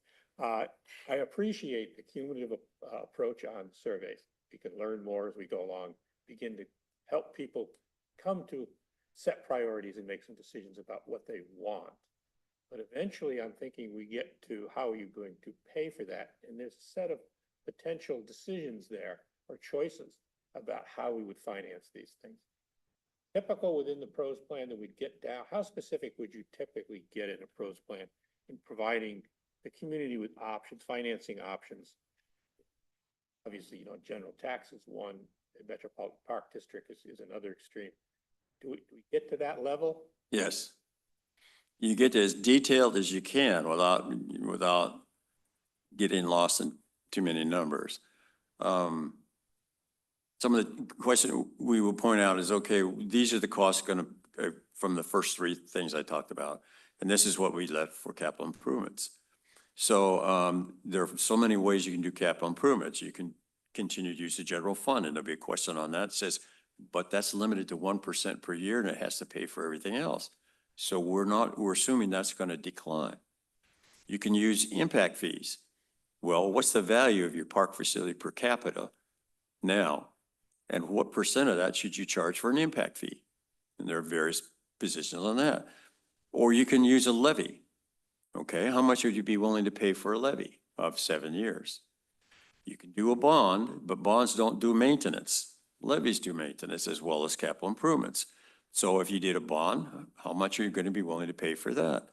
So we're going in as specific as we can, because then we take those answers and go back to your financial plan and say, okay, if this is going to be where the support is for an impact fee, then that's how much it's going to generate. If this is going to be the support for using lodging tax, that's how much it's going to generate. The support for levy and the amount, that's how much. Okay, what have we ended up with compared to our 4 requirements, and what's left for capital improvements? That's what we use for the asset test for your capital facility plan. But also in there will be a list of things done by others. Your capital improvement plan, if you're tasking King County to build parking lots for Burke-Gilman Trail, that's in there with a cost. And that's what you take to King County and you say, this is your piece of it. If you don't, then you haven't really identified all the players that should be there.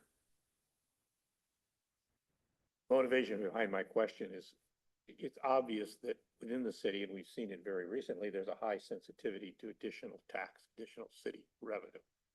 So in part of that, bringing forward the PROS plan and prioritizing it, helping people come to an understanding of what it is they want, what their priorities are, and what the options are for paying for that.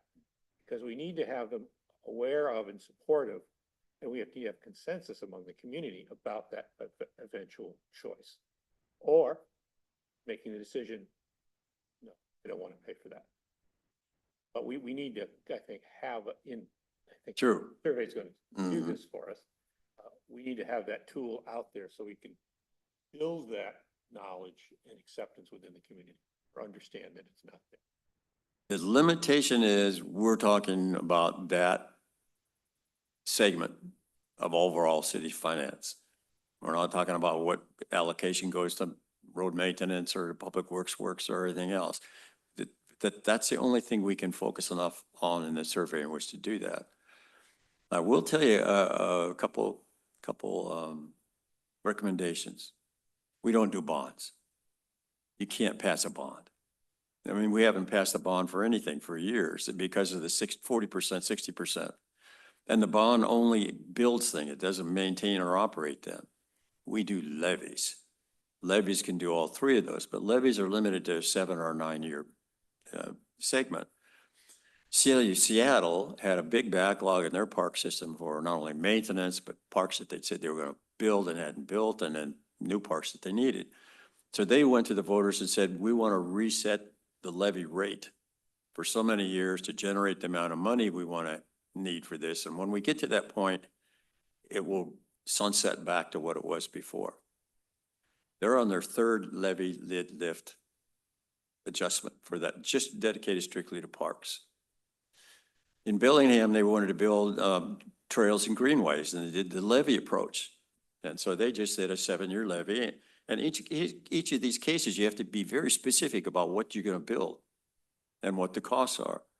They're on their fourth round of a greenway levy. It retires, and they do another, and they do another, and they do another. Seattle's doing that on housing.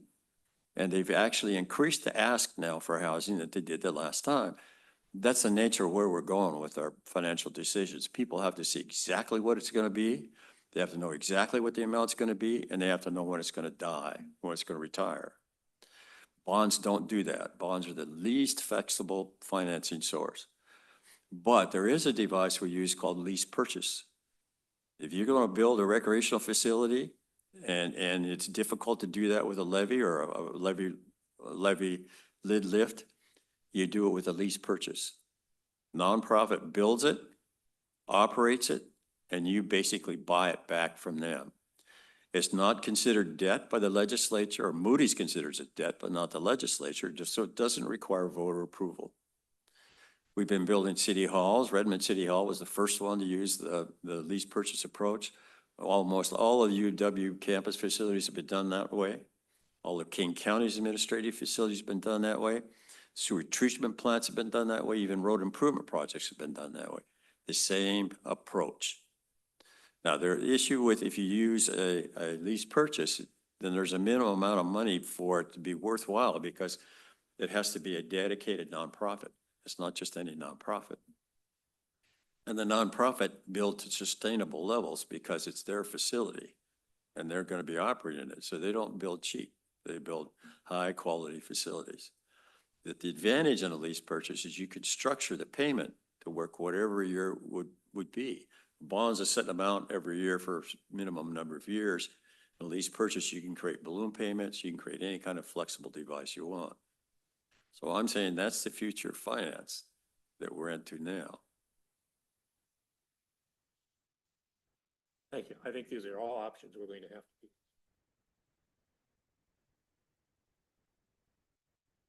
Now, smiling at me part of this because this is the same sort of thing we just got done doing through economic development.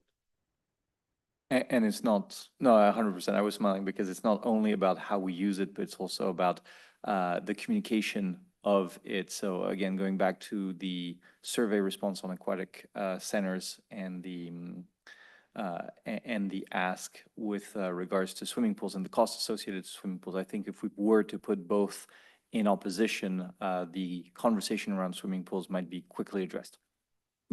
Timing is everything. All right, Commissioner Macias and then Vice Chair Thompson. I think that's an excellent point. I mean, the swimming pool is third on the list of the survey responses that came back. So it does feel like there is a request that this keeps coming up, ball fields and pools consistently, if that's a lease option. And I'm curious, just because Bothell, you know, I took swimming lessons at the old Anderson building. how does that work with Bothell and their McMinimans? How is that? Do we know it's private development? How is that system working over there? I don't know all the financial arrangements for the minimum. I think that I don't know whether the city leases the property or sold the property at minimums, but part of this, the cities recover their investment was that minimums guarantees a certain amount of public swims. Ah, Now Monroe did the same thing when they wanted to build a pool. They went to the YMCA and said, we'll throw in a certain amount of kickoff money and you build the pool. And in exchange, the public gets free swims for a certain period of time for a certain number of years. And then it belongs to the Y. I see. Okay. Now, the difference is the Y builds different kinds of pools. They Mhm. build family pools, Yep. not competition pools. But you have the same ability, and there you're not doing a lease purchase, you're just doing a joint venture where your capital contribution, whether it's land or something else, amortizes over time in exchange for that public benefit. Got it. And then this is the last question. Most responses came from quadrant 1 and quadrant 4, which is the densest part of the cities. But it also happens to be the 2 quadrants where people went to the most, rhododendron, Tiwatis, log boom. Do we feel like those responses from those quadrants, do we get into that granular later that are these people going to those particular locations just because they're close? Had there been other options available within the city, would those people be frequenting them? Not necessarily. They're going to the ones that had the most volume because they're your premier parks. They're very different. Log Boom is regional park, if you want to put it that way. But part of the benchmarks is walkability. Can you walk to a park to do their most immediate needs, a playground, a picnic site, and so on? Now, when you get into the facilities that are more specialized or require more land or whatever, then you expect that walk zone is going to be bigger. But people still got there. You see the percent that drove? See, they're driving to the bigger parks. That means, though, we need to have both. We still need the walkability zones for the most basic entry level, but we can't expect that the specialized parks are going to all be walkable.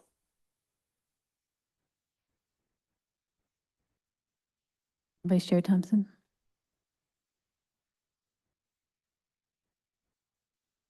Well, I'm going to follow up on Commissioner Vanderleen's thoughts.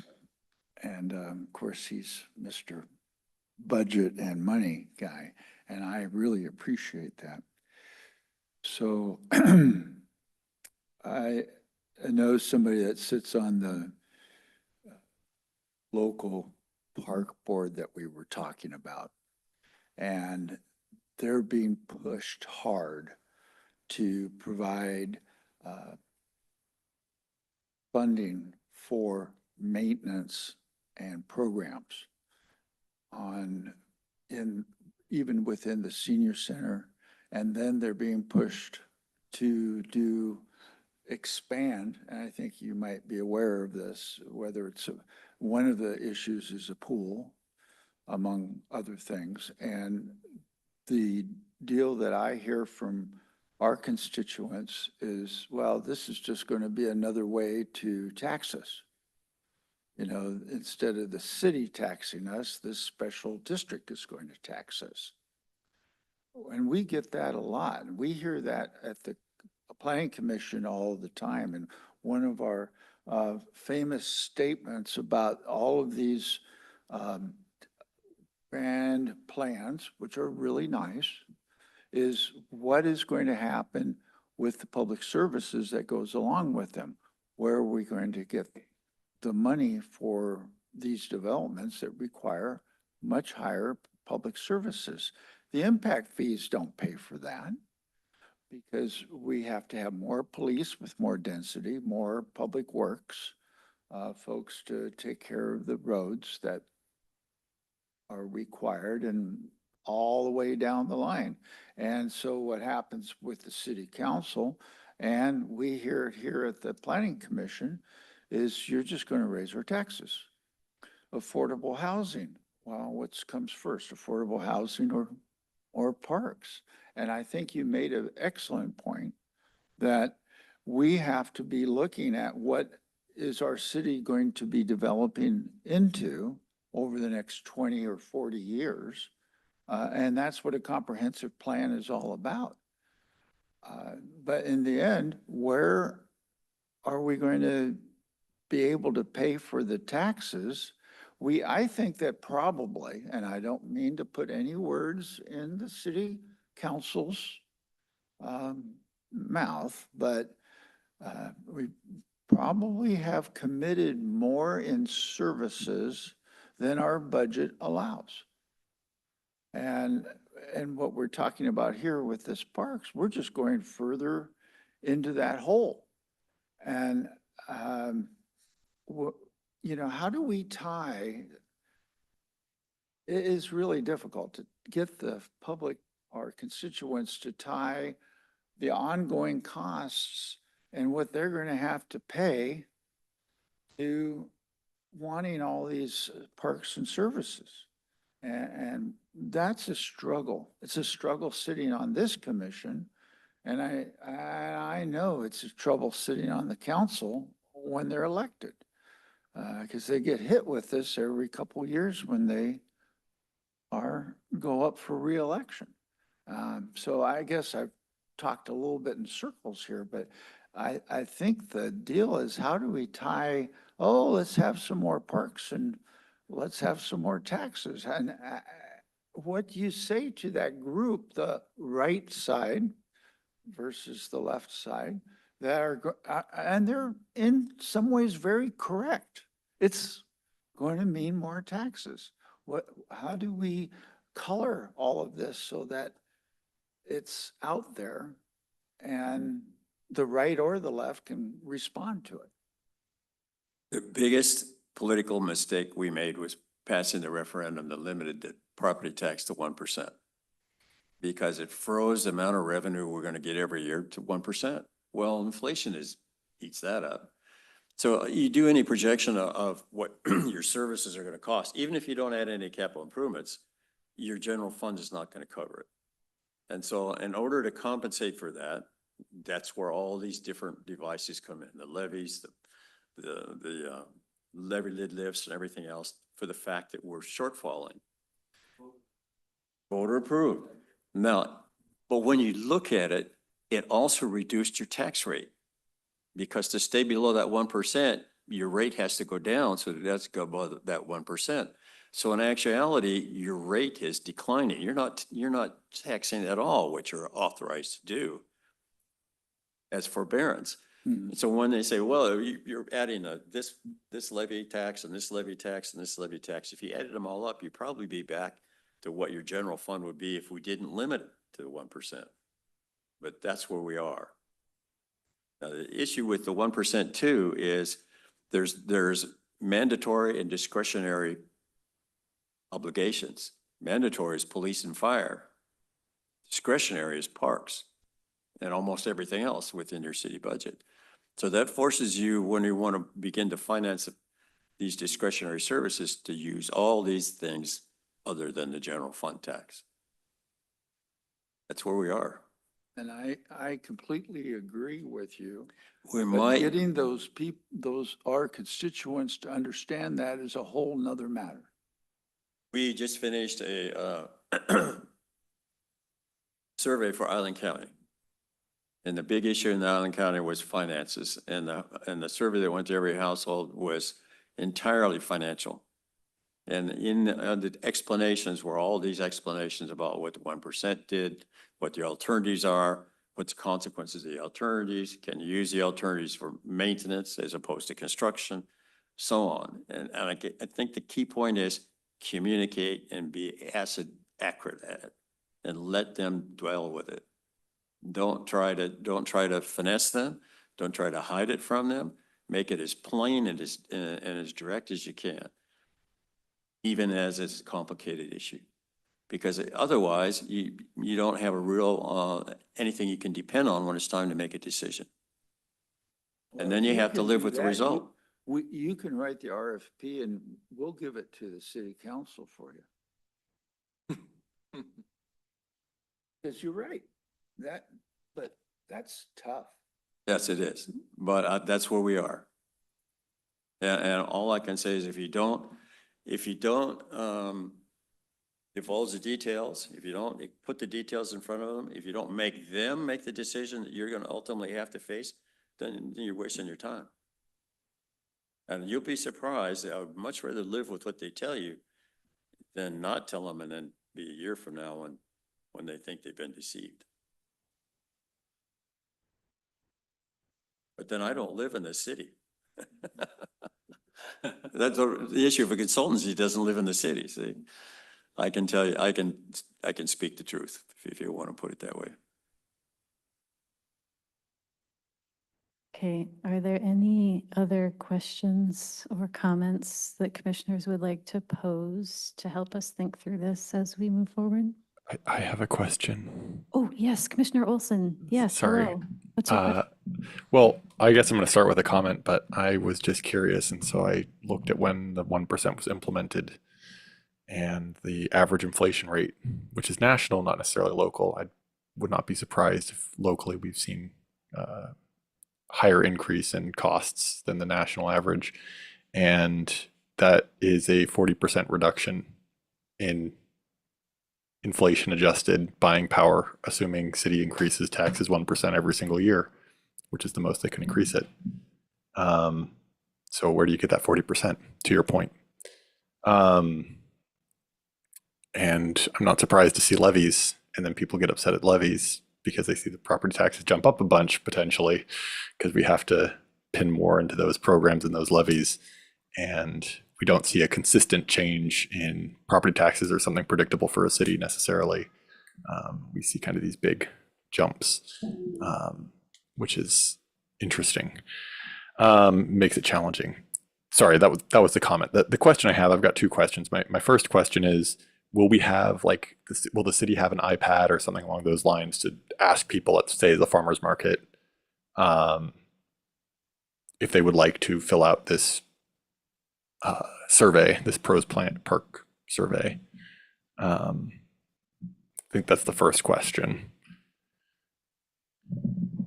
I plan to be at one, if not two farmers markets this summer. So, I can coordinate with Tom on, what type of materials or methods we want to do to get some more feedback. But yeah, I have it on my schedule to be out there and be present for farmers markets. Okay. And then another question I had is, are there any ways to, or I think there's ways of doing this. I'm just not quite sure what the best one is. And I'm not sure if you have I'm assuming you probably have a better idea than I do, but asking about barriers to utilization of parks or existing parks, especially for some of the lower or less utilized parks, or maybe not even some of those parks, but I don't know, even saying, like, why are you using a park, say, monthly as opposed to weekly? I know I can think of barriers and that block me or limit me from accessing certain facilities that I would probably access more if those barriers didn't exist, but I can't think of a succinct way or a good way of making a survey question to get at that point. So I wasn't sure if you had any ideas around that, or if it's even worth it given the high demand already to look into that. But I guess I'm thinking from like a cost perspective, trying to increase the utility of existing assets is is generally kind of the first thing I would think to look at if we're trying to reduce cost increases. Yeah. We do a walkability map that's based on GIS, and it tracks how far you can get on existing roads, sidewalks, trails, and paths. And that gives us kind of a walkability zone around every single park. Now, we did that recently in Shoreline, and there were a couple parks that had very elliptical walk zones because they only had one entrance to the park. It was in one particular configuration. And we realized that we could increase the walkability by just providing more exit entry points at different physical locations in the park. So that's part of the analysis. I think to you, it's getting to the waterfront. There just isn't, your biggest opportunity is the waterfront, and right now, it's the biggest barrier you have to overcome. So I think we're obviously going to be working on that connection. I think that actually kind of cut right to the heart of what I was getting at. Because I don't know, for me, I use Burke Gilman pretty frequently, which it looks like a lot of people do. And I also use Logboom Park and Town Hall. And I've been finding myself going to Town Hall more frequently because I don't have to cross 522. So it's actually further than Logboom Park from where I live in particular. But the amount of time it takes me is about the same when I bike, for instance, because the amount of time it takes to bike to downtown versus cross 522 on average is about the same amount of time on an e-bike. On a regular bike, definitely going to Logboom. And I was also kind of curious if there's been any, I think this is probably more difficult, but if there's been any like bike shed analysis or level of comfort bike shed analysis. I think frankly, from the data, a lot of people don't bike. More people are more likely to walk. I think that's probably the better use of time and money if we're limited on that. But more people are biking. Have not, they can do bikes and they can do vehicles, but the tools we've been working with have not yet figured out how to calculate the bike zones, but we'll see what we can do. Yeah. No, that makes sense. That was kind of my suspicion. And that's part of the issue I've seen with bikes at times is you have a gap in a network where it's not as comfortable, and then a lot of people just won't use it, which is understandable. I don't know, I've been biking with my kid, and the way I bike by myself and the way I bike with a kid on the back is very different. You go over 15 miles an hour and your kid starts going, oh my gosh, the wind in my face, slow down. So it changes things a little bit. I think walk shed's probably the better use at this point in time anyways, but I was just curious. So thank you. No, I have the same thing with my wife. I have to build in time to stop and look at the flowers and stop at the shop, and I don't get very far. Yeah, I do that as well. I tend to just bike faster in between looking at the flowers, but haven't been able to do that. Go ahead, Todd. Yeah, so I just wanted to do a time check. I think we've kind of gone through a lot of questions this evening, and I know Tom's going to be joining us for another meeting or two. And so I just wanted to mention kind of next steps. So we've pegged July 1st as a potential second meeting. Is that correct, Tom? Do you have more information for us at the July 1st meeting? And then we also have an open house scheduled for July 22nd that'll be in this room. So if you recall, similar to what we did with the middle housing open house, it'll be structured kind of similarly to that, where staff will be there, the consultant team will be here, and it'll just be an open house. And we'll have that advertised here relatively soon. But just wanted to give you a heads up on that. And then lastly, next week, since we're sort of back to back on meetings here, Debbie's back on Monday, and then Tuesday we'll have our first introduction, kind of a Q&A on the Bastyr University project. So basically what we know to date. Just wanted to give you guys an opportunity to hear from us. So I'll have a brief presentation on that, and that'll just kind of have some general discussion time with you all. So yeah, that's kind of what's to come. But Tom will be here next on July 1st, and then we'll have an open house. So Commissioner Vanderlyn? Do we have a final official master plan submission from Bastyr? When will we, or will we? Well, we have what is on the website today is what we have available to us. So that's what we're going off of at this point. But yeah, we don't want to get into too many details this evening. We can talk about that next week since it's a completely different topic. But what's on the website as of now is what's available to us. Okay, anything else for the good of the order? No? Well, it was lovely to be back in these seats with you all after a long absence. And thank you, Tom, for your really informative presentation and sharing all of your knowledge and wisdom with us tonight. It was really wonderful. And thank you, commissioners, for all of your wonderful questions and comments. With that, it is 9:18 and this meeting is adjourned. Hi, Chris. Oh, yes. Bye, Chris. Yeah.